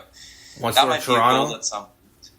Maybe in Toronto. Yeah. I don't know. Like, that's the thing. Or in Vancouver. I love Vancouver. I have a lot of love for Vancouver. Yeah. I love, you know, a lot of cool cities out there, but just having a few stores here and there at some point is definitely a goal. It's more of a dream at this point. It's not something I'm setting up, but yeah, you know, we want to be doing everything, you know, that's lifestyle at some point, you know. Yeah. I'm working on releasing a cologne, which took 2 years. Wow. In the next couple of weeks, so that's pretty hype. Wow. Be making more cool stuff, like we're gonna be making shoes, backpacks, accessories. Yeah.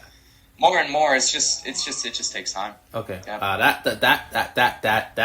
That is ambitious. I love that. I love it. Yeah. Who is the most famous person that you can just hit up at any time, text or call, and they respond right away? I don't know.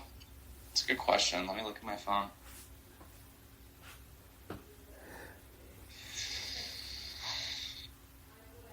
Let me look at my phone.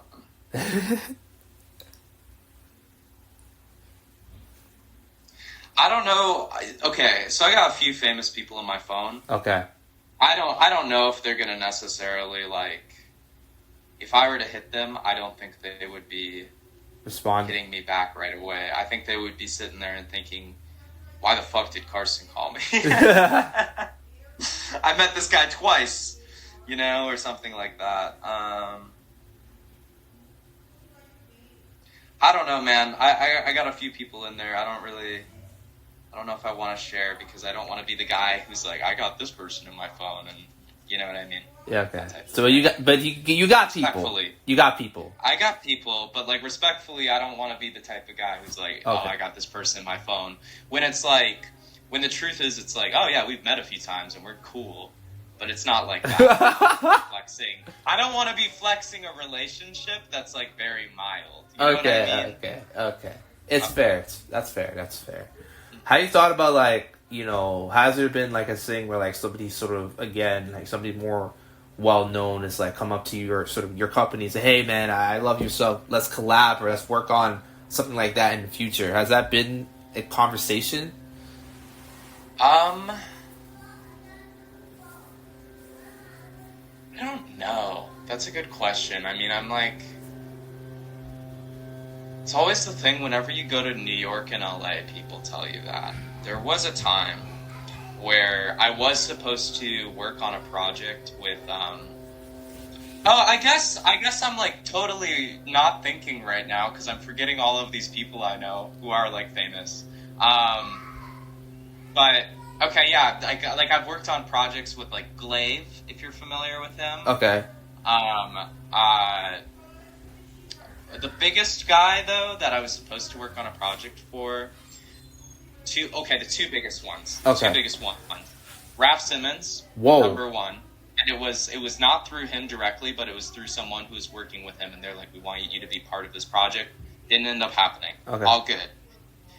Second was Trent Reznor of 9 Inch Nails. Woo! That's... And that didn't end up working either. So Wait, it's all did good. you talk to Trent? No, I didn't talk to Trent. It's never through these... Bro, when you're, like, asked to work on a project, it is never through their, like, through the man. It's always through, like, managers and stuff like that. It's always like, hello, I'm communications. I've totally forgot about another one. Frank Ocean. What? No. Yeah, No way, that's crazy. I forgot about that. Frank, I was gonna ask you about, like, that's crazy. I was supposed to help out with some stuff on Homer when it was first releasing. Wow. And it didn't end up happening. Wow. Like, these things didn't end up happening. And all of these things, I'm comfortable speaking about at this point because, like, the Raph Simmons thing was, like, back in 2019. Wow. The Homer thing was back in 21. And the Trent thing was back in 22. So it's been, like, a few years now. Okay. Since these things came to fruition. And I don't necessarily... feel bad talking about them now. It's funny that you mentioned Trent because he's doing the Tronary soundtrack with Nine Inch Nails. Yes, dude. 9 Inch Nails is massive for me. So I loved 9 Inch Nails, and I was supposed to do like a help with like a shoot and like doing like some styling stuff. And yeah, it just didn't work out, bro. It didn't work out. Didn't line up, and that sort of thing happens. Wow, that's crazy. Just happens. That's crazy. That's crazy, man.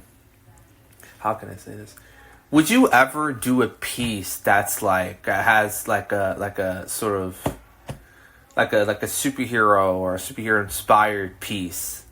Like, for example, like you can like, for example, I don't know if this will ever happen, but would you be open to like doing a piece that's like, you know, inspired by like a superhero character like Raven or Batman or Harley Quinn or something like that? That's interesting. So I guess like a lot of my inspiration sort of comes from my own subconscious, and I think those things sort of, you know, are in my subconscious. Like the way I like design pieces is like through like a technical lens, first of all. Okay. But like the way I come up with the ideas is through like something called active imagination. Okay. Or if you're familiar with psychologist Carl Jung, he would have these basically like reverse. Think about it as like an anti-meditation session, whereas meditation, it's all about clearing your mind. With active imagination, you just let your subconscious come forward. And, you know, like I'm a big fan of like Star Wars and like Kojima. Yeah. And like I played a lot of video games as a kid, like Final Fantasy, Silent Hill, Heavy Rain, Indiana Jones is big for me. And of course, like Batman was also massive as a kid, like. And so it's like I could see those things coming out in like very, you know, because they're in my subconscious. And like when I think about like clothing design, you know, it's, part of it is like a very, you know, there's a fantasy element to what I'm doing. I don't think I would ever advertise it as like, oh, this is inspired by Batman or something like that. But I could definitely see being inspired by that because it's part of my subconscious. Like that's just how I grew up. And so it's like those are like those costume designs for those characters, you know, we're a big part of my identity growing up as being like a young person. So it's like definitely I could see it. I just don't think it would be like something where I'd be like, I just made a Harley Quinn inspired dress for a lady. You know, I wouldn't say it. Yeah. Never say it. But and maybe I would if I was asked. But, like, I wouldn't, like, advertise it like that, you let the audience sort of decipher that. That's what you're saying. Right. Okay. Yeah, I don't like to speak, you know, I've tried not to speak too much about, like, influences and stuff like that. Okay. Because, like, I like people to kind of, like, go in with their own thing. Like, if you were to be like, I see your clothes and I'm just like it's inspired by superheroes, I'd be like, that's cool. It might not be, but if that's what it means to you, I think that's awesome. Yeah. You know what I mean? Yeah. That's wow, that's interesting. You know, the reason why I asked you about the collab stuff is there's this one piece, this leather that has this like this black leather like jacket. I think it might be confusing with something else. And I was listening to the Alice Glass's latest single, and I couldn't stop thinking, man, she looked dope in this. Have you ever met her or met people that know? Alice Glass is actually, yes, I have not met her, but I have a very close friend who's a photographer. So a lot of the photography you'll see from her more recent sort of studio shots is done by like one of my closest friends. So what? I actually do know Alice Glass through a mutual, well, I don't know her. But I have a mutual friend who's close with her. Okay. And it would be sick to get my clothes on her. I will be completely real with you. I have not once in my life DM'd a celebrity and said, I want my clothes on you. I've thought about it. I've never done it. And I've let stylists come to me. So maybe I need to do that more. I probably do. I've given clothes to influencers because I know influencers will wear the clothes right away and they'll make a video and it'll look cool and dope and awesome. And I think it's also more special when you give a clothes to like an influencer. Like that's special for them. You know what I mean? Like, okay. especially like the young kids that like I like, who are like, 16, 17, just making TikToks about clothes and shit they think is dope. And when they get a package in the mail, that means something to them. Like their face lights up. Okay. You know what I mean? Okay, that Alex question, that was a shot in the dark. I was shocked by your response in a good way.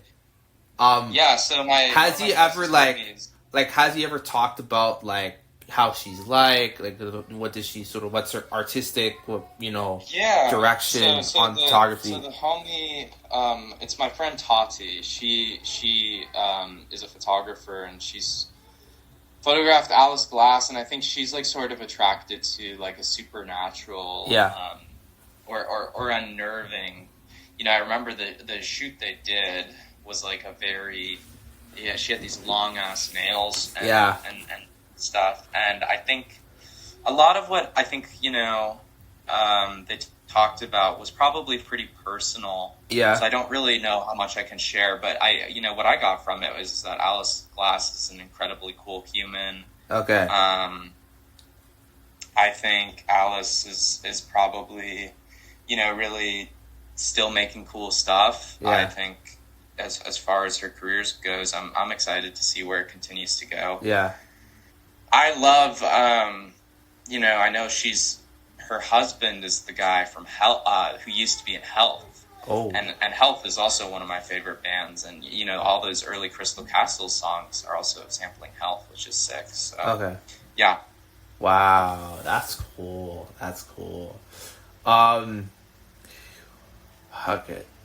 What is your favorite album of this year so far? That came out this year? Yeah. Oh, I mean, I have a few. Okay. I really liked the new Earl album, of course. I really liked both of the Ethel Cain albums. Blew me away. Yeah. Dude, she's fucking awesome. Yeah, she is. Ethel Cain is one of the coolest people. I don't know her personally, but I have friends who do, and I just think she's so cool what she does with art, especially that earlier one that came out, Perverts. It's fucking drone music. It's fucking industrial. It's like 9 Inch Nails, right? And it's like, I love that, to have like such a beautiful, haunting, composed soundscape that's like industrial and dark and gothic. I loved that album, and then her voice over it is so beautiful. That song Punish, man, was that was some. That was cool. Then I guess I love the Jane Remover album. Shout out to Jane. And then there was a Body album that came out. Let me see what the name of it is. I'm a big fan of the Body, which is like a metal band. So they're always up there. They released something called Was I Good Enough, which was a great album too. There's a lot of good music actually that came out this year. I could probably talk about that for like 35 minutes, but I won't do that. So. It's all cool. What is your favorite movie that came out this year? Oh, I'm so glad you asked that. Definitely, for sure, for me, was the new David Cronenberg movie, Shrouds. I heard that's really Shrouds. Good. I heard that's really good. I gotta watch that. Bro, that movie, it's so interesting because I'm a huge Cronenberg fan, so I'll let people know that first. But it's all about sort of the intersection of like technology and conspiracy theories, and like I just thought that was so interesting to watch, because it's a psychological kind of look about how people become obsessed with conspiracy and fantasy, and it's almost erotic for them. It really does become these things where people are erotically entertained by conspiracy theories because their life is they're not creating, their life becomes dull, and the way that they can sort of meet this eroticism, they can meet this great fantasy is through conspiracy theory, whether it's true or not, and people don't care, and it becomes hyper reality to them, and Oh God, that is such a great movie. Really, also sad too. I think it's Cronenberg's last movie because he's old. Okay. He's old as fuck, and I think he stated this was his last movie. But it's also, besides being about this whole thing about conspiracy, it's about the death of his wife. Wow. Who passed away a few years ago, and so you watch it, and there are parts of it that are hilarious, absurd, spooky, scary. There's also a part of it that's just so sad. I'm getting like chills thinking about it right now, and it's just a beautiful reflection, I guess, too, on like intimacy through aging. And it just, I don't know, man. You watch that movie, and it'll do something to you in one way or another. Yeah. Like, yeah, it's bizarre. It's a bizarre movie, but it'll do something to you. It's funny you mentioned conspiracy theories because it feels like we're sort of living in the age of the conspiracy theory where, you know, every week, every day, somebody's being accused of being part of the Illuminati or whatever. Have you ever gotten those? Have you ever gotten those accusations from someone, or have you? I think I'm expecting them pretty soon because I'm a pretty bizarre person. Like, all things said, like, you look at like some of the ads I put out, or you look at the way I dress, or the music I put out, and I could definitely see being accused of this or that. And then I remember at one point I said one of my favorite artists was involved in the Balenciaga scandal. Yeah. And people were like, "Are you one of them?" And I was like, "No." But that was like a pretty small, I think that was a minor coincidence. But yeah, no, actually every once in a while I'll get like a YouTube comment where it's like, this guy's brainwashed or something. Yeah. And yeah.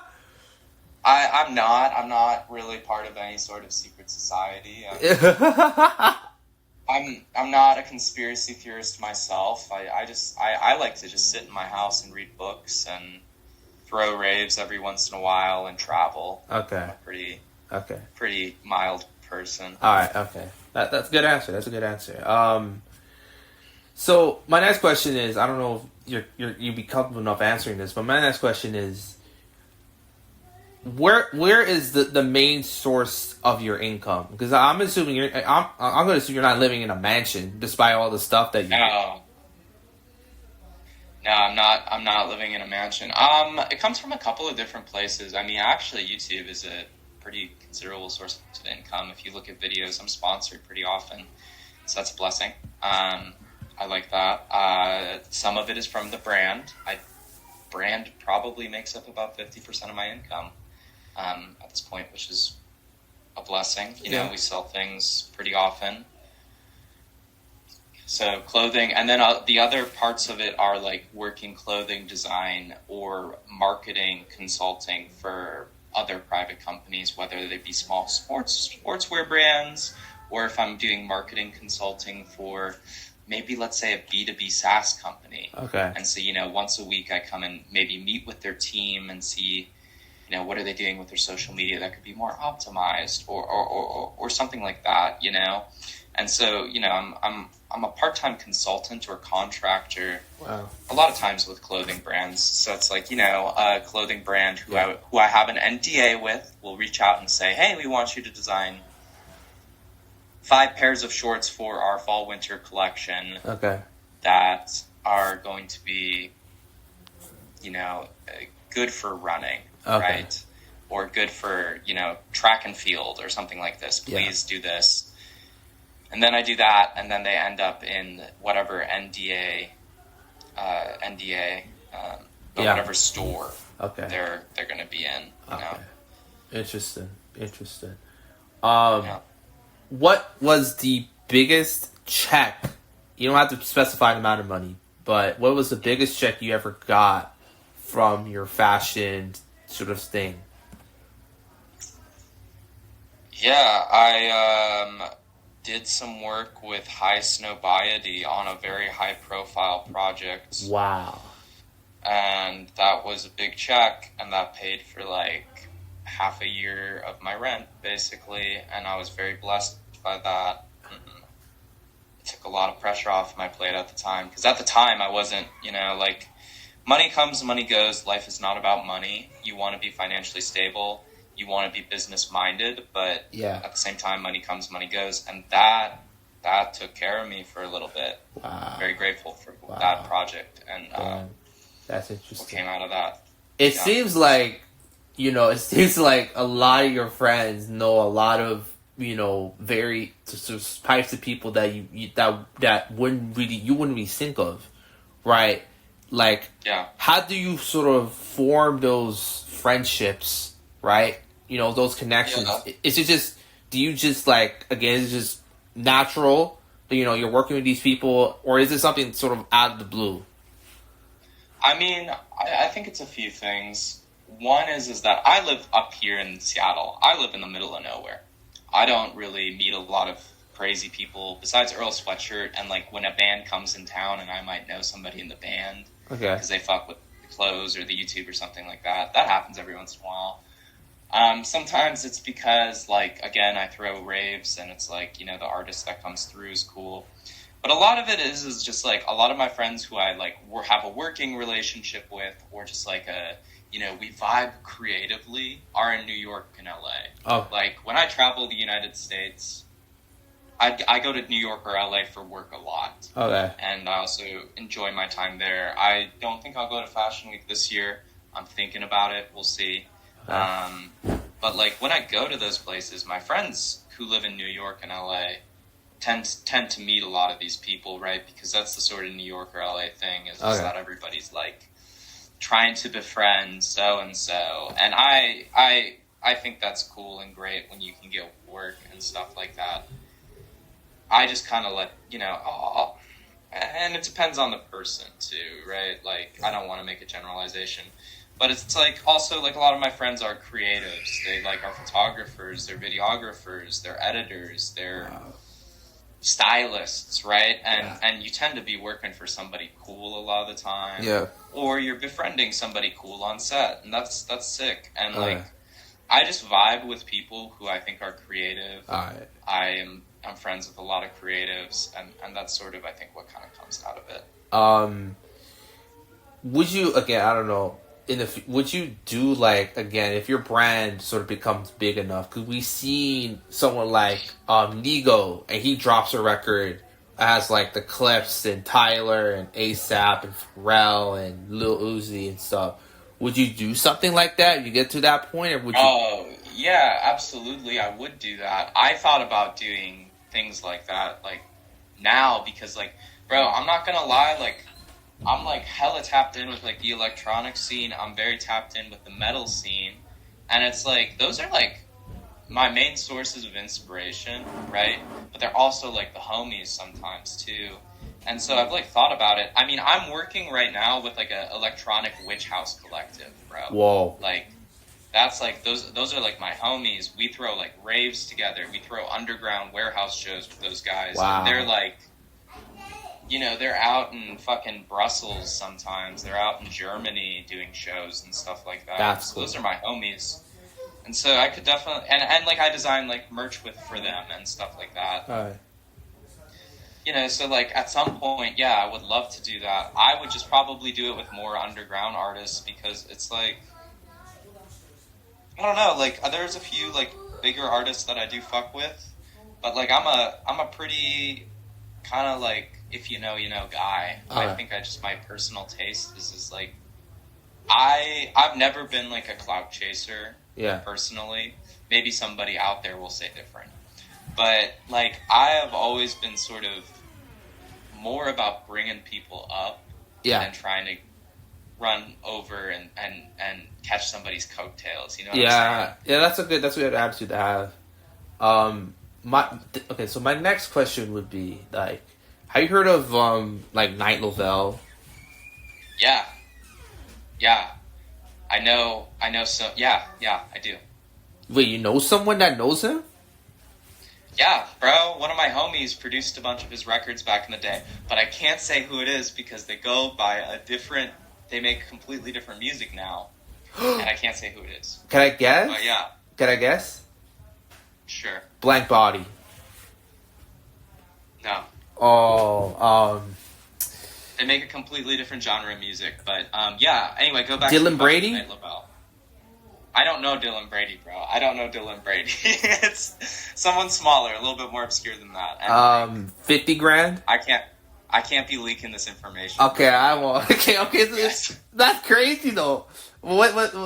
So this guy that knows him, did he ever like say how he is or how like sort of? No, he just said like I produced these songs for Night Lavelle back in the day when I produced a lot of rap, and now this person produces a lot of electronic music, and I can't say who they are. Okay. I don't know if anybody knows that they used to produce rap music. And not that there's anything wrong with that, but I just think they're at a different stage of their career where they're trying to do different things. It's funny because do you know who Sean Leon is? Sean Leon? The name sounds familiar. He worked with Kanye like a bunch during like Dawn to 2 and Jesus is King era. The name sounds familiar, and I'm looking at this guy and he looks familiar, but I don't know who they are. No. Do you know Jazz Cartier? Who? Jazz Cartier. He's from Toronto. No. Are these all Toronto guys? I don't know. Yeah, they're all Canadian guys. I just wanted to test your knowledge a little bit, you know? Oh, you're good, bro. I don't know these people. Are these... Do I need to be put on? Yeah. Right now? Yeah, you got to. Sean Leon's discography, low-key, a lot of it... He's telling like this big story about his life in different phases of his life. This is one song that he talks about his time at Ajax.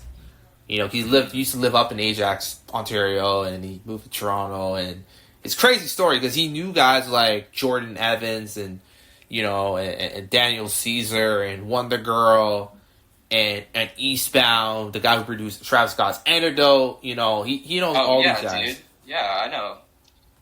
I know the Antidote producers. They're fire. I don't know them personally, but yeah. All right.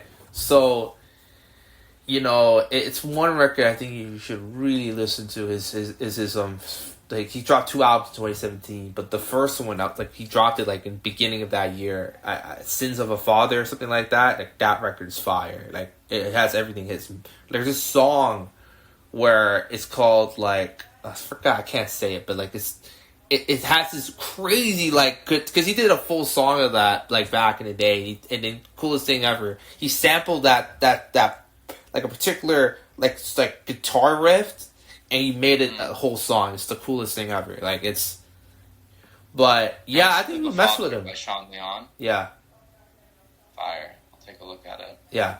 My next question is, who is your favorite all-time director? Favorite what? Favorite all-time director, movie director. Oh, David Lynch, bro. Like, okay. You know, like that's him, man. Like that is the greatest artist. One of the greatest artists of the last 100 years. Yeah. Like, David Lynch. Yeah. Is so important, and I don't think people realize like the effect he's had on everything. And I am continually just like, I stare at his, you know, sort of work, and I'm like, yeah, this is the guy who, like when people ask me like, oh, like what is like who's the artist you want to be like the most? Like my answer is not like, even though I'm a fashion designer, I love Rick Owens and I love Helmut Lang. It's like always David Lynch, bro. He created art on a level which I think like we all aspire. You know. Yeah. It's just so distinctly him. Like nobody else has like you know, people describe work that's like David Lynch's as Lynchian. Yeah. That doesn't happen. Yeah. That doesn't happen normally. Yeah, it doesn't. And yeah, man, like when I first watched Twin Peaks, I think it's mythology to me, man. It's so cool. Same thing with like The Return and gosh, Lost Highway too, with like the Marilyn Manson and Trent Reznor soundtrack, and he just saw life in a way that was in a way he was so far off, but he was so close. Yeah. Like you watch his movies and they don't really make sense, but the feelings they erupt are so much more accurate. Yeah. Than movies that do make sense. Yeah, you know, it's funny you mentioned that. Because I watched. like, you must know, like, you must have, did you ever watch King of Comedy? Scorsese? King of Comedy by Scorsese? Yeah. Alright. So what I did was, like, I was kind of on a movie binge, right? And I watched King of Comedy, then I immediately watched After Hours. And the one thing I really noticed that nobody really talks about with him specifically is that his atmospheres are so, like, they're, like, his atmospheres are their own worlds themselves, right? The way that he his blocking, his direction, his shot composition, his color grading, like the way that he does it is just like, it's, again, like you said, like nobody can do it like him. But yet the narrative about him is all he does is he makes mafia movies. Like, no, that's the silliest. No. Yeah, absolutely. Like Scorsese, I mean, have you ever seen Silence? I have to. Scorsese? Yeah. Bro. Yeah, I mean, his movies are beautiful. He's just like, Scorsese too is one of those guys, and yeah, man, those are just different artists. Like, filmmakers like that are a different breed. I don't know if we see a lot of that anymore, you know? Yeah. You know, it's funny. You know, however, there is one filmmaker that I think evokes that same feeling, but he does it in a much different way. I think someone like Joseph Kaczynski, I think his filmmaking is very, like, technical, but granted, his storylines are not, like, the most complex storylines in the world. Like, you know, his first movie was Tron Legacy, then it was Oblivion, then it was that Force Fire movie, and then it was, I think it was Top Gun Maverick. Then he did this movie for Netflix, and then he did F1, which is doing really well. The one thing I noticed all throughout his movies is that it's about, how can I say this? It talks about the human spirit in a way that I don't think people really give him credit for, you know? Because people look at his movies and they say, oh, he's Tony Scott and he's the new Spielberg. Going, no, he's the first Kaczynski, you know, that type of filmmaker who combines, like, blockbuster sort of feeling and muscular structure with a sort of heart that is more sort of, again, Spielberg, sort of sentimental, but it feels all his own. Like, the production design of all his movies are incredible, right? And it makes sense because, again, he came from a school that specialized in visual effects, right? Because he directed a commercial for Metal Gears or something like that. Yeah. Oh, dude, Metal Gear is an amazing series. But right? Yeah. Keep going. Right? And then he did, like, and then, you know, he met up with David Fincher on Zodiac. And Fincher, you know, he knew people, I think, that knew people at Disney, right? So when Kaczynski came to Disney about a potential Tron movie, right? So the funny thing about Tron Legacy is that they were trying to get that sequel made for like 20 years, right? Right. So Steven Lisberger, shout out to him. He's like the godfather of Tron. He created the whole thing. He was trying to get a movie made in the 90s and 2000s, but they couldn't figure out the story, right? It was just, again, Disney was in their sort of Renaissance animation era, and it was like, you know, do we really want to invest that much money in something that wasn't really profitable that's their perspective, right? So this is 2008, right? And rumors start coming up about the movie Tron Legacy, right? It was originally called Tron 2, right? There you could even like see the logo. It had like it was like the original Tron Legacy logo, but there's no legacy, and it has 2 in place of the R, right? So the thing is that about that movie that people don't talk about is that they wanted, I think, there was like a short list of like actors supposed to play Sam Flynn, right? You know, they met up with Casey Affleck for Sam Flynn. Then they wanted Ryan Gosling and Chris Pine, and they were like, and those guys just said, nah, we're not doing it for whatever reason, right? They wanted Boards of Canada to do Tron Legacy soundtrack. I would have been fired too. Yeah. Anyway, keep going. Sorry, I like board as well as Daft Punk. It was Kaczynski himself that said, "Man, let's get Daft Punk," right?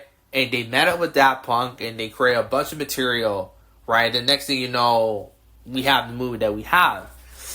The thing about what I'm trying to say is that I never make a generalization about something that's only starting out, right? Like, one thing I don't like is that, I'll give you another example. You must know who Millie Bobby Brown is.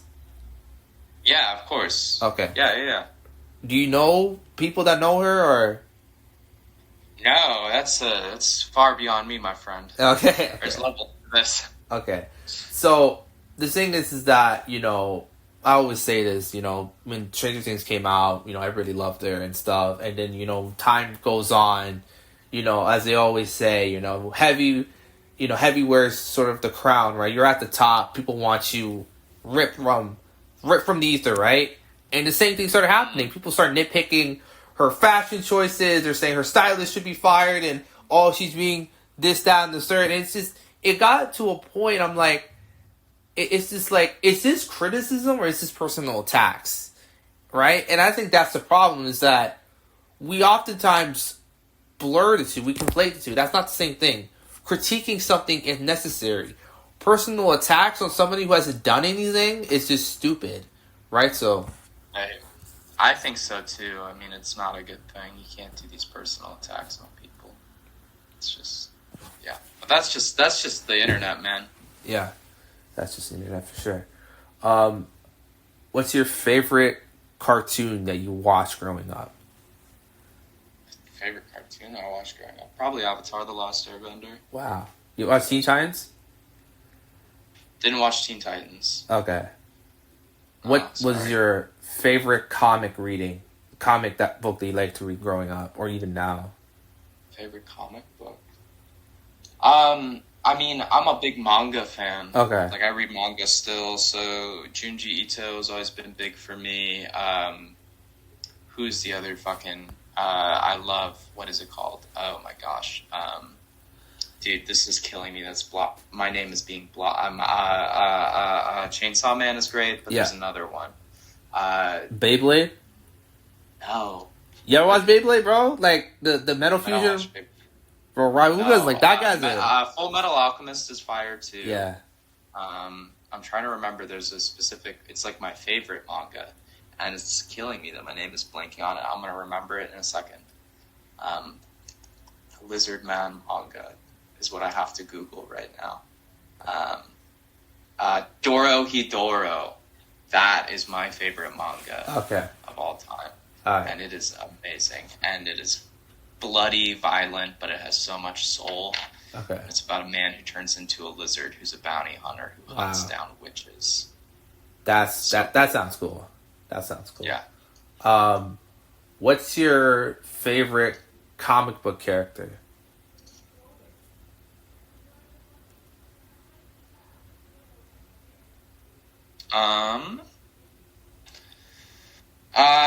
That's a good question. Like my favorite, I always, okay, so this is no, that's a bad answer. It's a cop-out. Like, my favorite comic book character, I always liked Two-Face from Batman. Yeah, I thought bro was fired. He had like crazy facial scars, coming through with 2 handguns, looking fly as fuck with a coin. Yeah. That's cool. Yeah. Bro's got aura. Hey, bro, that's a good answer. Yeah. Man, my favorite comic book character, you probably might discern this. Raven. Yeah, it's Raven. That's that to me. Like, he's probably like low key. Like, man, like, it's so funny. I tell you, here's the thing. I watched Teen Titans back in the day, and I liked it. My favorite character probably was like Robin or something like that. I kid you not. This was like this was a long time ago. But I had a dream, right? And it wasn't really a dream. I saw her symbol, her like her soul self. It was like this Tron like fashion, and I'm like, okay, and I'm like, what the hell? What the hell just happened? I searched the Teen Titans. I see Raven. Like, okay, and I just fell in love with the character, and I really think that if they're ever going to adapt her in live action, they have to get that right, bro. If they don't get her right, then the Teen Titans, that's not going to work. Because she's the heart and she's the soul of the whole team, and like they can't do this to me, man. They can't. Nah, I haven't seen Teen Titans ever. I know the character. There's the cyborg guy in it. Yeah. And there's Raven, and there's like I think the other one's Starfire, right? Yeah, Robin, Beast Boy, and Beast Boy, and I believe it. I've just never seen it, so I can't really. Okay. I believe it though. Okay. She'd be gray. They'd have to make her gray. So yeah. They have to have a gray person. Yeah. Yeah. I really think, because I look at it like this, right? If she was real, I think she would probably be from, like, the Middle East. Because, hear me out, right? Because there's this subculture, there's this sort of underground, you hear these stories, right? Like, on the news or whatever, in those countries where these sort of, they black magic practitioners, and they're in these abandoned buildings, they're in alleyways, and they're dressed in all black, and I want to sort of, if I was making a movie, like, I would tap into that, that That'd aspect. be fire. Like, she's like, like what a djinn is? Yeah. Like, I mean, she is a djinn. Like, I think that there's not that big of a logical leap. It's just, she just has a human side to her, like. Raven is a like a foxy djinn, thing. I don't know if that's like the right way to. You know what? You're onto something. For someone who okay, if you were a casting director, who would you pick to play her in the new DCU? I'm trying to think of. There's not like a lot of Middle Eastern actresses. First of all, yeah. Like I'll go with somebody. Not a lot of representation, so I'm gonna go with somebody who's not. Yeah. But I think I would probably pick like and this is coming from someone who's not seen Teen Titans, but I like Sophie Thatcher. Oh yes. Oh yes. Yeah. Yeah. That would be dope. That would be dope. Yeah. But I wouldn't pick her actually, because I wouldn't pick her only just because, again, they're saying that like the Harley Quinn, she might be Harley Quinn. So I mean that wouldn't but. I think the person who played her in the Titans show, like, I think you give her an actual script, I think she'll knock it out of the park. Granted, I'll just pick her to play Tara Tegan Croft, I think. I heard some people throw around, like, Millie Bobby Brown's name, and I think she'd do a good job, right? Because she's essentially playing her. She has a child now, too, though, so I don't know. She might be a little too old. Yeah, but I think, I'm going to sort of transition to the next question. Who was your celebrity crush growing up, and who's your celebrity crush now? Granted, I don't know if you're with anybody, but... No, I'm not. Celebrity crush growing up. Ooh, hard. I don't know if I had a celebrity crush growing up. I was just a dork, man, growing up. Like, I'm trying to think of a person who would have been a celebrity crush growing up. Come on. Come through. Come to me. I don't know. Let me come back to that. My celebrity crush now, Sophie Thatcher. Of course. Back to her. Yeah. Yeah, no, she's cool. She's mad sick. Actually, as like a person, she like did like a Throbbing Gristle tribute, if you're familiar with that band. Have you met her? No, I'm not. Like, again, like, I've met like a few people, or like my friends have worked with people. I have never met Sophie Thatcher. I don't think I ever will. No, wait. Okay. Besides Sophie Thatcher, Caroline Polachek. Oh, like, yeah. So an amazing woman who, if either of these people hear it, and they want to get married, that'd be cool. But yeah, Caroline Polachek, I think it's just like both of these people, in a non-objectifying way, I think they have very cool vibes. I think they have like a very interesting personality. They seem to be unique, and I think like, me personally, I'm drawn to people who kind of have their own swag and have like a defined personality that they're Yeah. not afraid to show. And I think both of those people, Yeah. you know, muse in a way for me. Okay. Muses, like, you know, I play around with making women's wear. At some point I would, and it's like, you know, those are the types of people who I find interesting, in like a feminine, in a feminine sense, and I draw like inspiration from. Wow, that's a cool.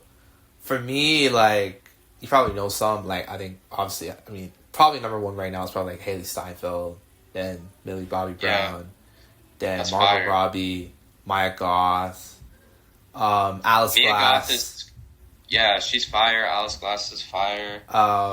They're sick people. Lupita Yeah. Nyong'o. I would say Regina King. I don't know who that is. She was in. I don't know who the last few people are. She was in Scream, like the parodies, like Scary Movie. Oh, yeah! Shout out to Scary Movie, dude. Those movies were sick. I used to watch those growing up. Mad inappropriate. Didn't know what half the stuff they were talking about was until like 5 years later. I rewatched it. I was like, oh shit. Yeah. Lana Del Rey was like my first real crush. Like, I was like daydreaming about her back in the day. It was wild. I love Lana Del Rey. Her music is amazing. Billie Eilish. I saw her. She was one of the first concerts I ever saw was Lana Del Rey, actually. Like a real concert, not like a house show. Okay. You know? Okay. There are a couple YouTubers that I like. Chat's cool. That girl that there's this woman that's like goth and she has this Jersey accent, or Emma something. Yeah, no, I know who you're talking about. The girl, the New Jersey goth is what they call her. Yeah. Yeah, and she's like I don't know how to describe this. She's like a e-girl or something like that. Is E-girl, that what they call it? Okay. Yeah. Have you ever been in a relationship with someone like that, or have you ever dated anybody like that? How's that like? I've had many relationships. I mean, I've had like 3-year-long relationships. I've had year-long relationships. I've had a good amount of relationships. Have I dated anybody like the New Jersey? Have you ever dated like a goth person? Yeah, I've dated many different types of people. I've definitely dated some people who are like more gothic. I've dated people who are very regular as well. Okay. I think it's just like, you know, aesthetics are always cool. I don't think I have like necessarily a type in goth girls. I think there's like a lot of people who are like, they got like a strong type, and I think, you know what you love. That's awesome. I just think like I don't necessarily have a type with like a specific, you know, goth or not. I don't know. I've dated a few goth girls. I remember when I was 16, I dated a goth girl who like put me on to cool music. And that was sick. I was like 16. She was a little bit older. And she'd like put me on to like, try to think like what music did she put me on to? Like the Misfits. Oh, they're cool. And like, she like put me on to like Animal Collective too. That's cool. Yeah, no, I dated a goth girl when I was 16, and she also put me on to like mad weird shit too, like Shoo and like Deer Hoof, I think is what the name of the band is. Just mad cool old indie stuff, because like back then, like this was like 2015. Yeah. So like back then at that point, there was sort of a wave of older indie, right?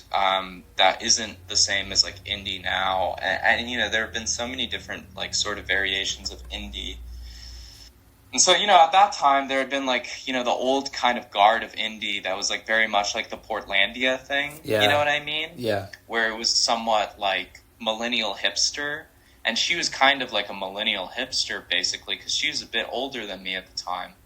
And I was like, you know, I was living in like sort of the indie world of like Title Fight at that time, because it was like, and this was, mind you, like 2015, so this was like years ago, and it was like I was big into like the band, like it goes by like teen, like I can't say the rest of it, but like that type of like bedroom pop stuff was just like kind of coming up, and like you know, it was cool because it was like, there's like Pine Grove at the time and stuff like that. And so she was kind of putting me on to like Shoo Shoo and like Animal Collective and like Ariel Pink. She showed me Ariel Pink, which was fire. Yeah.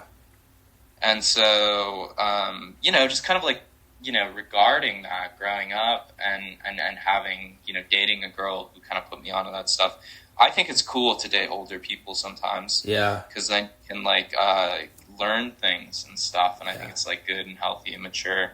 Have you ever like dated someone that looked like someone famous? Like I think that's become more of a trend now. You know, like you always date people and you always draw comparisons, right? And that's sort of the thing. I don't think I would say anyone starkly looked like someone famous. I think, not like I was ever with a girl and I was like, oh, this girl looks like Margot Robbie or something. You know what I mean? Like I haven't, not in my time yet. Okay. All right. What is your favorite TV show? Neon Genesis Evangelion or Twin Peaks or Sunny Boy. Sunny Boy's a bit more of an esoteric one. It's a newer anime, and it's beautiful, man. You watch it, and the way they did animation, and it's just very homey feeling, and like the soundtrack is all like Midwest emo, and it's beautiful. Okay. What is your favorite movie? My favorite movie? Yeah. I'll give you like my top 5. Okay, because I can't rank it. On a Silver Globe. Okay. Is massive for me. It's a movie from Poland in the 1970s, and if you've never seen it, go watch it. Because it's terrifying and beautiful and life-changing and surreal. I would say then after that, not that these are ranked, I'm just trying to think of things off the cuff here. Probably, what is it called? Blue Velvet by David Lynch. Okay. Such an amazing movie, and like as someone who's like growing up and getting older, I think watching that movie is like one of the most important things. Videodrome by David Cronenberg, awesome, sick movie. Long Live the New Flesh. 4, I guess, would be like Blade Runner. Yeah. And then 5 would probably be this movie called Redoubt by Matthew Barney. Oh, I heard that's good. Yeah, it's fire movie. All right, interesting. My favorite movie is Tron Legacy. You probably know that. I could guess, but it's a fire movie, dude. I mean, like, I'm excited for the next one. John Aries, it's coming out. There's this other movie I'm hyped for. Have you seen the trailers for him? It's starring like Martin Wayans.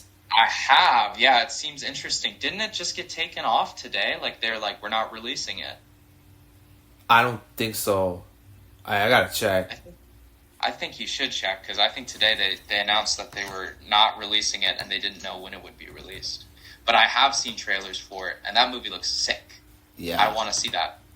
But I saw today I think there's some unfortunate news. Yeah. Interesting. Like, we haven't really had a sports horror movie. I think that might be an invention of a new genre. We don't really see that.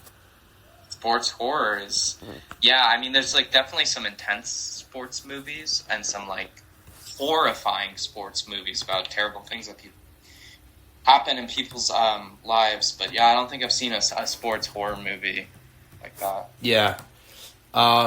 So, what is your favorite food to eat?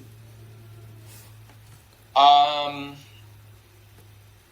a big cuisine guy, so I like to go to nice restaurants when I have the budget.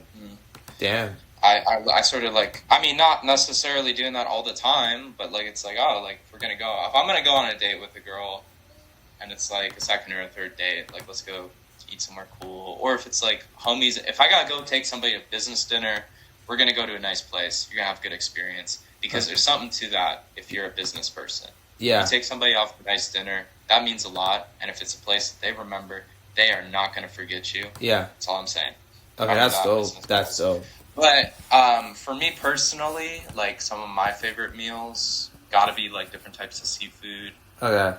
Love octopus, love oysters, love scallops, love mussels. I live in Seattle, so I get access to it. But I like seafood. Yeah. Okay. Wow, that's cool. That is cool for sure. So yeah, we are heading towards the end portion of the interview. So I'm gonna play a little game. It's gonna be a little bit of like a Q&A thing. And have you heard of Drink Champs? I've heard of it. I have not seen it. I'm so sorry. All right, it's fine. It's fine. So they do something similar, but the difference is that so you're gonna be like so the way it works is that I'm gonna give you two like people, two franchises, two brands or whatever. You gotta pick either or. You can't say both. Yeah. And you can't say neither. You gotta pick one. Right. If you don't know, you can say I don't know. I have seen this. I do know Drink Champs. Yes. Okay. All right. I got you. Okay. I do and we're not drinking. Obviously, we're not drinking. So, you okay with that? Yeah, that sounds good. Okay. All right. Rick Owens or Tom Ford? Rick Owens. Wow. Okay. And also, I would say you're free to like tell a reason or a story why you picked that choice. I mean, I love both of those people, but like, when I was 16, bro, like Rick Owens like changed my life in the same way that Kanye changed my life. I remember being a kid who was into punk music, and like I was also into Kanye West and Travis Scott and stuff like that, and I saw Rick Owens designs, and it was like that next level of like understanding fashion as art. And that was an introduction to me that stuck and resonated. Okay. Interesting. Kanye West or Kendrick Lamar? Fuck. I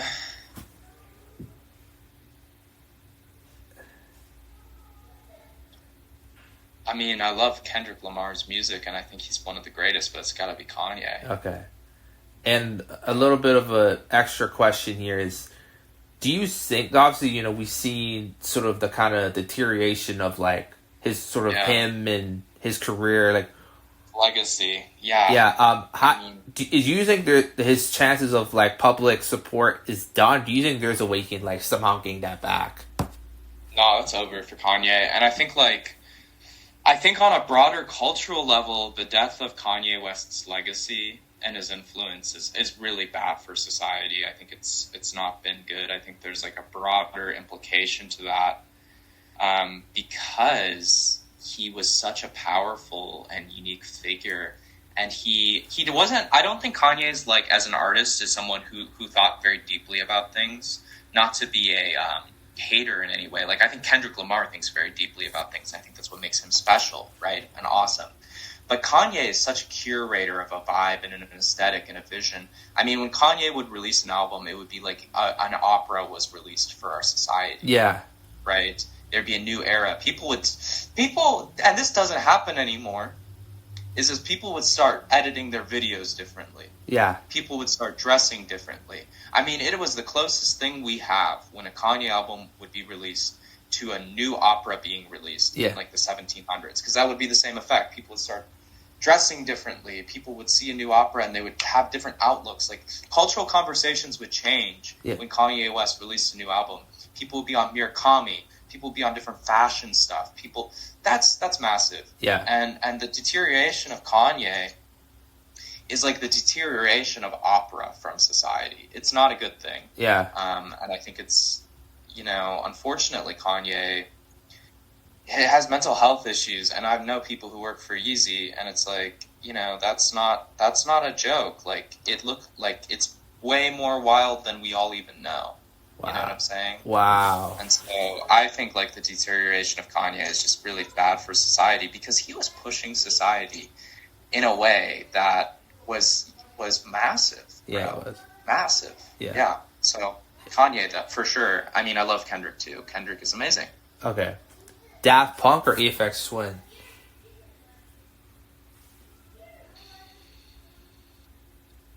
I would say this. I think I would say Aphex Twin, even though Daft Punk is amazing.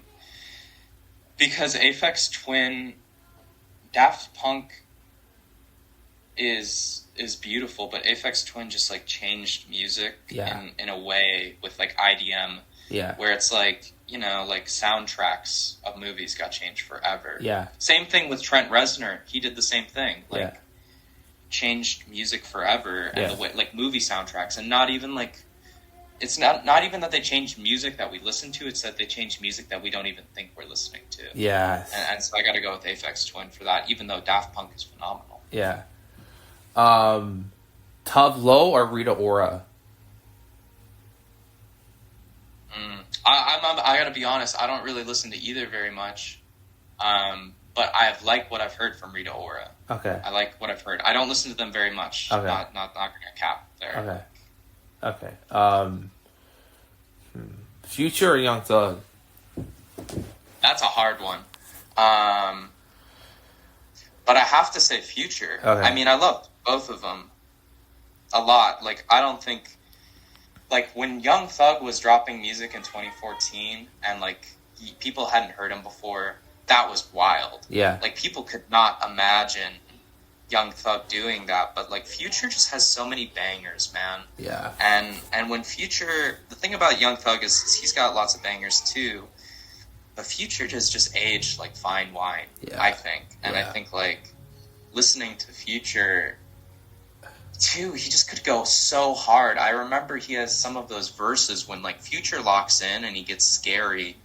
He is, like, possessed. He's, like, a different thing. And I love that about him. And I love the one album he released, Save Me. It's this little EP. Yeah. But god damn, that is beautiful, and that's got to be one of my favorite rap projects of all time. So my bonus question for that is: do you think Future is, you know, underrated historically speaking? You know, like people talk about Built debates, his name is not really brought up for this sort of the last like 20 years, right?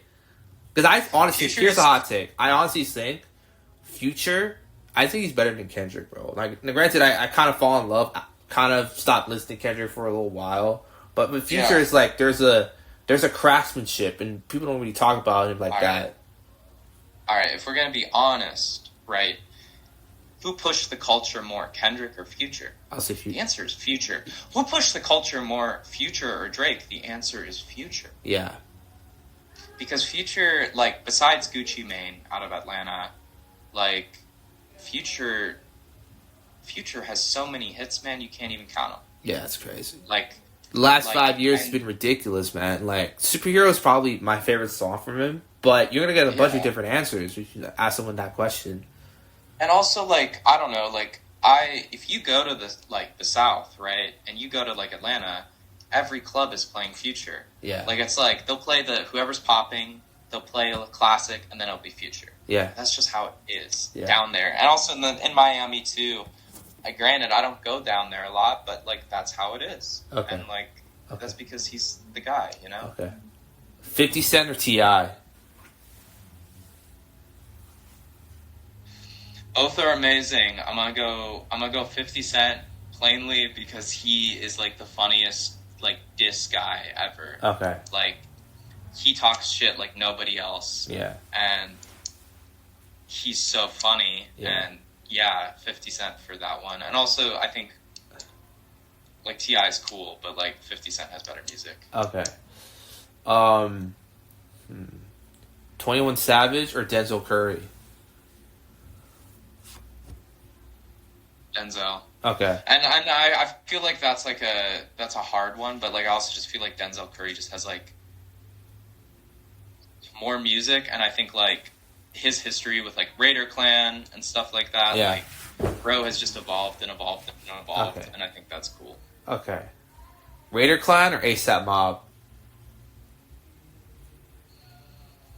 ASAP Mob, even though they, like, stole all their swag from Raider Clan. Because ASAP Mob, like, listen, we all got swag, everybody's got swag, everybody's got a vision, but it's your ability to execute that vision and make it into something.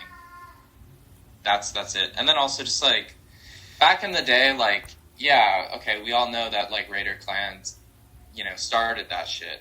But ASAP Mob turned it into something crazy. And, you know, being a young person and seeing the Peso video for the first time, dude, That's life changing. That Yeah. was life changing because all of a sudden you're like Yeah. being introduced to a new type of rap. Also, their work with Clams Casino, bro. Yeah, like that was legendary. and it's legendary. Yeah, it's amazing. So Yeah. yeah, ASAP Mob. Okay. Clams Casino or Crystal Castles?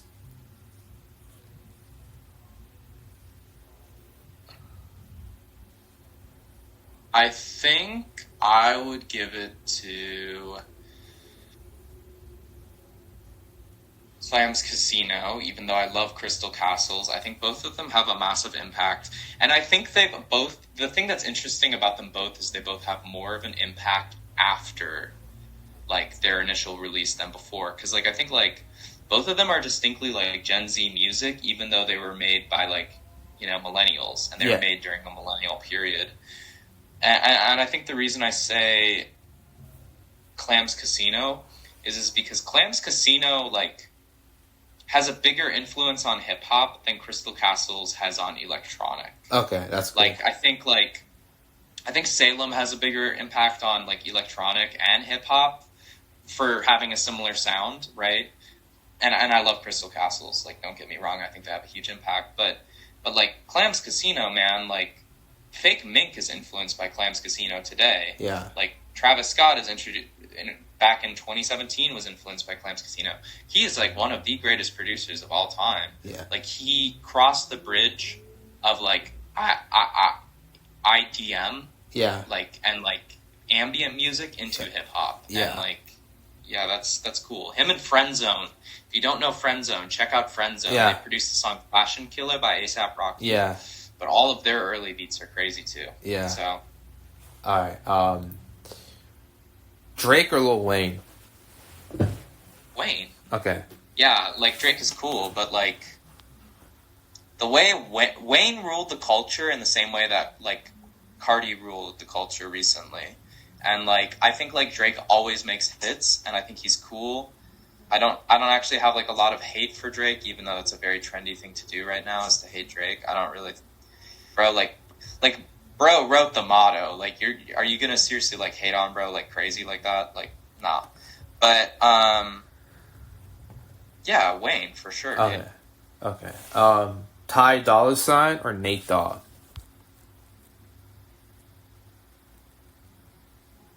I'll give it to Ty Dolla $ign. I'm not a huge Nate Dogg fan, just to be honest. So it's kind of a wash for me. Okay. Wiz Khalifa or Tyga?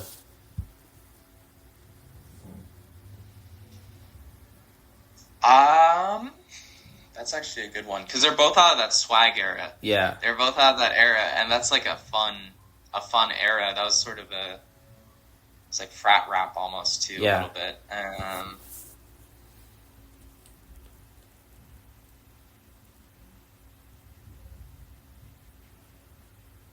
I'm gonna say Wiz Khalifa. Okay. Because that man has had more hits.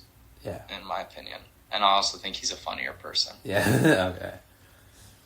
Millie Bobby Brown or Megan Fox?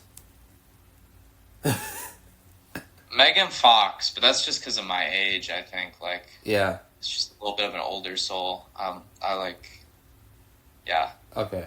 Sophie Thatcher or Mikey Madison? Sophie Thatcher. Mikey Madison's a cool person too. Okay. Fire. Okay.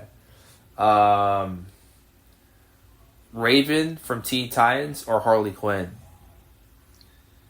I'll give it to Harley Quinn because I like to play the Batman Arkham games. She was crazy in that. Okay. Okay. Tara Strong or Ashley Johnson? I don't know who either of those people are. I'm just going to be real. Like, Okay. I don't know. Okay. Robert De Niro or Al Pacino? Pacino, because of the movie Scarface, bro. Like, De Niro's fire too. Raging Bull is amazing, but yeah, Pacino, Scarface. Like, Okay. He also was in a Dunkin' Donuts movie Okay. with Adam Sandler, and I thought that was funny. Okay. Boards of Canada or Autechre? Autechre. Okay.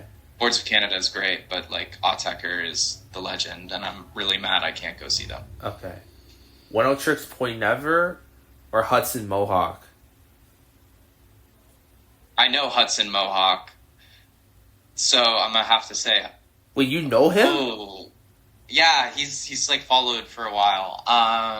Man, but I don't think he'll watch this, so I hope he doesn't get mad that I'm gonna say One Tricks Point Never. Okay. Okay.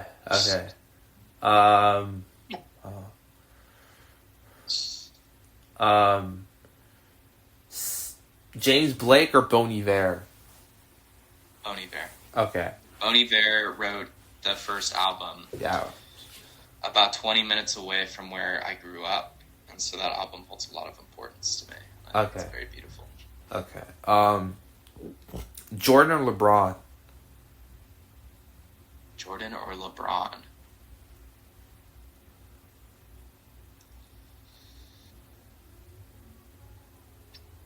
It's a good question. I'm going to give it to LeBron James because I like his spirit a little bit more. Actually, no. I'm going to give it to Jordan because he's competitive. Like, I like the stories about, like, Jordan, like just spiting people. Oh, gosh. And, like, all of his whole thing was just about him spiting people. And I like that competitive nature. Even though, like, it got him, like, kind of fucked up in life. Like, yeah. I like that. Okay. Kevin Hart or Marlon Wayans? Kevin Hart, because I like his stand-up better. I haven't seen Marlon Wayans stand-up better. He's funny. Also, Marlon Wayans is great in Requiem for a Dream. Yeah. But Kevin Hart, like, probably funnier. Also, bro, there's that clip of Kevin Hart calling out Diddy, and I think that's so funny. In front of Diddy. Okay. So, anyways. Darren Aronofsky or David Fincher? I need to be reminded of who Darren Aronofsky is. I know him. He directed Black Swan, Requiem for a Dream. Yeah, The Whale, okay. Or David Fincher? Oh, bro, David Fincher. Okay. I mean, they're both great. They're both like the kings of psychological thrillers, but like, I'll give it to David Fincher. Okay. David Lynch or David Cronenberg? Both are amazing. I'll give it to David Lynch though, because, like, dude, like, the thing is like, the greatest authors of all time have all stated that they love David Lynch's work. They've also stated they've loved David Cronenberg's, but I resonate personally a lot with David Lynch. So. Okay. Christopher Nolan or Stanley Kubrick? Kubrick, because Kubrick, yeah, I mean, Nolan's great, but goddamn, Kubrick's amazing.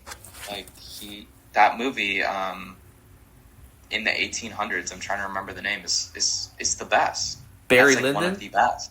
Barry Lyndon is one of the best with the 21 Savage edit. That movie's amazing. Okay. Oh my god. Okay.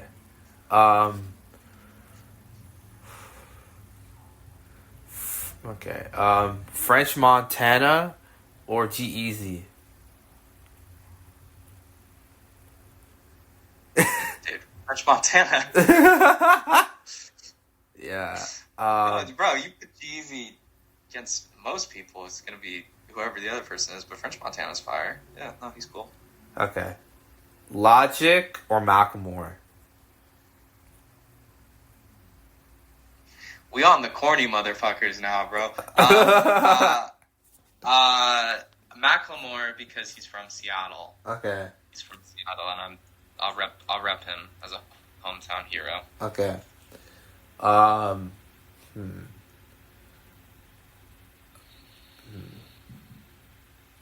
can I say this? Arca or Kazakhstan? Fuck. Arca. Okay. Gustafsson is crazy. I love Gustafsson too.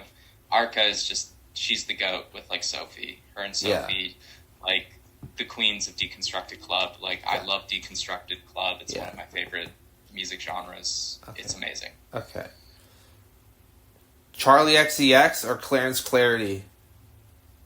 Charlie XCX. Charlie XCX is amazing, bro. Okay. She's the GOAT. Okay. Running a political campaign with her at the center isn't the best idea, but she's fire. Okay. Who's worse, Reagan or Trump? Don't know yet. To be determined. Okay. Like, we will see. I think like there's some broader political implications. Like everybody did not like Reagan at the time, but really nobody knew what Reaganomics did until 10 years down the line. And that's the thing about economics that people don't understand are these like broader economics things. Like they don't change overnight, and they don't even change during a year. They change after 10 years. And so I don't know. Okay. I don't know. It's going to be bad either way, Okay. probably. Who's worse, Diddy or Suge Knight? Probably Diddy, from what I understand. But, yeah, Suge killed both maybe Tupac and Biggie, so that's not good either. Yeah. But, have you met people that worked with Diddy or known him or seen him? I've known a lot of people who worked with Ye. Okay. And the thing about working with Ye is that everyone I know who's worked with Ye has said it is a very unpleasant experience. Everyone's like, he's a genius, but he's the worst. Bro put like crazy graphic things on the TV and like made people watch it. Bro would make people uncomfortable constantly. Not saying in like a way that's beyond, but these are things that are known. So like, there are people I know who knew that like Diddy would come around Kanye, but never met anyone who knew Diddy. Okay. Interesting. Mazzy Star or Portishead? Portishead. Okay. But Mazzy Star is amazing. Fade Into You is one of the most beautiful songs of all time. But Portishead, they changed the game, man. They did. Trip hop? Yeah. Bro. Crazy. Awesome. Lana Del Rey or Billie Eilish? Lana Del Rey. Billie Eilish is fire. Shout out to her. She makes cool music. But Lana Del Rey is one of the greatest pop stars of all time. Yeah. Period. Yeah. Like, she's going to be up there with Frank Sinatra. Yeah. Period. Okay. Frank Sinatra or Michael Jackson?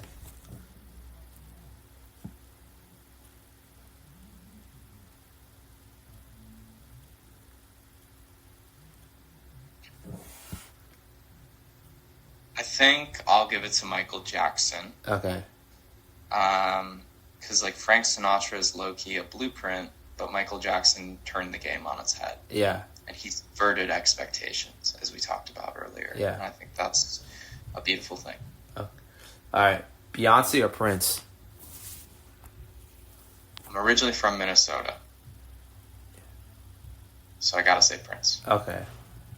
20 minutes away from Prince, he almost ran over my friend in the Starbucks drive-thru. What? Yeah. Whoa, say that again. Say that. I did. Wait, what? I lived 20 minutes away from Prince, and while he was still alive, I'll never forget, he was in the Starbucks drive-thru, and my friend was walking through the Starbucks drive-thru, and he almost just mowed down my friend. So That's crazy. I never met Prince, but my friend almost got ran over by him in the Starbucks drive-thru. That's so, crazy. Gotta give it to Prince. Okay. Interesting. Tron Legacy or Super 8? Tron Legacy for sure. Super 8's a cool movie, but I like Tron Legacy a lot better. I think the aesthetics of that were super interesting to me when I was growing up. Those different, you know.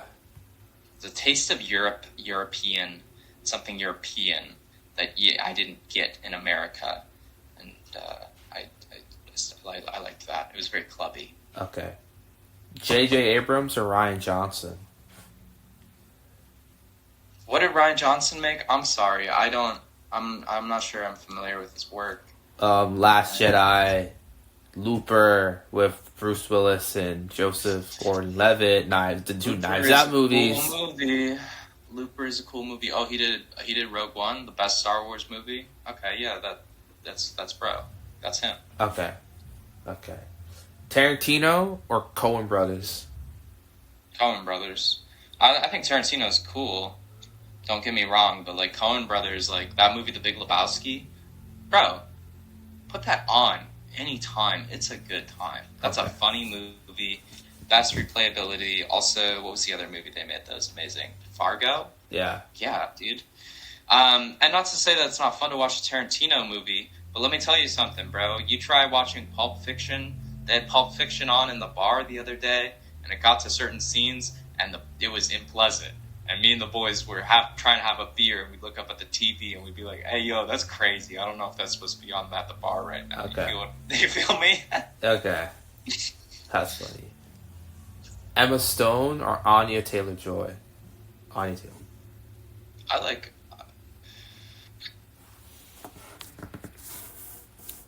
I like Anya Taylor-Joy more as like an actress. I really have enjoyed some of her stuff. I'm impressed by Emma Stone's recent run too. Yeah. They're both really cool. Okay. Yeah. Philip Seymour Hoffman or Jesse Plemons? Evil question, because they're both amazing. Philip Seymour Hoffman, just to put respect on his name, because he passed away. Okay. And yeah. Alright. Neil Gaiman or David Foster Wallace? David Foster Wallace for sure. I mean, Infinite Jest is like one of the best books of all time.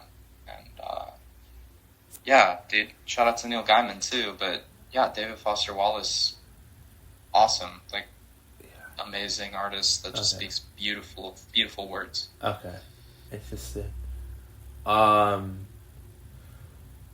Alright. Quasi or The Last Dance? These are documentaries.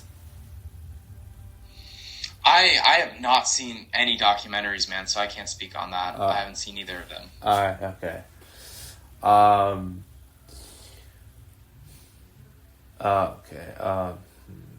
Deadmau5 or Moby? Moby, probably. Yeah, I like Moby. He has a few cool songs. Okay.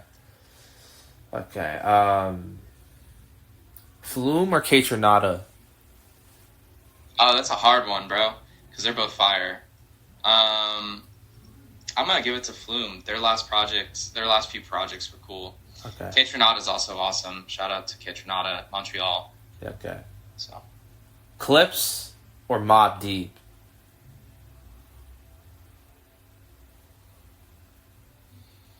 Evil question. Question. That's an evil question right there. Clips or Mobb Deep? Dude, those are like the two best rap duos of all time. Yeah. It's kind of a question of they're both from the East Coast, aren't they? I think so, yeah. Virginia versus New York.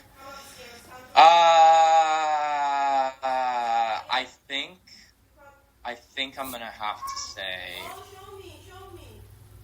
I think I'm gonna have to say Mobb Deep. Okay. Yeah. Pusha T or Mos Def? It's another evil question, dude. What the fuck? Dude, both are amazing. First of all, I'm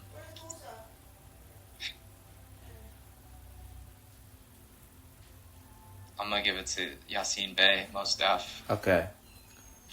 Robin Thicke or Bryson Tiller? Bryson Tiller. Okay. Bro, Exchange came on in 2017. It's over. Yeah. Party was over, bro. Yeah, it really was.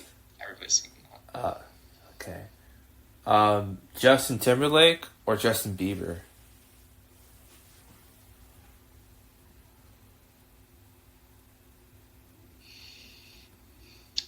Who's the McDonald's jingle? Timberlake. Okay. Olivia Rodrigo or Miley Cyrus? Olivia Rodrigo. Okay. Olivia Rodrigo kicks ass, dude. She's awesome. Okay. Sabrina Carpenter or Chaperone?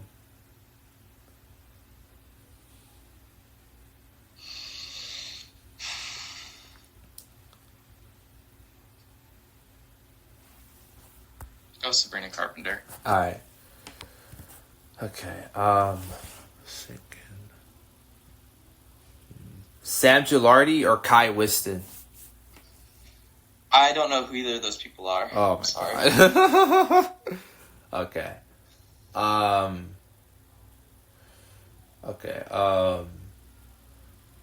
Weezer or Arcade Fire? Weezer. Okay.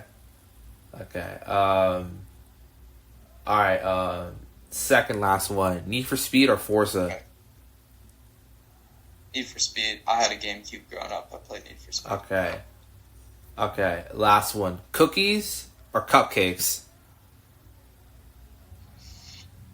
Bro, there's a right answer to that one. All these others have been opinions, and the right answer is cookie, bro. Okay. Get a good cookie. All right. Bro, you get a good cookie. I'll take you. I'll tell you the good cookie spots, bro.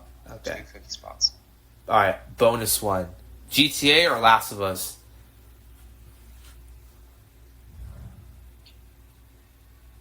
I gotta give it to Grand Theft Auto because that's what I grew up playing more. Okay. And second bonus one. Breaking Bad or Sopranos? Sopranos. All for right. Sure. Sopranos is the greatest TV show. Okay.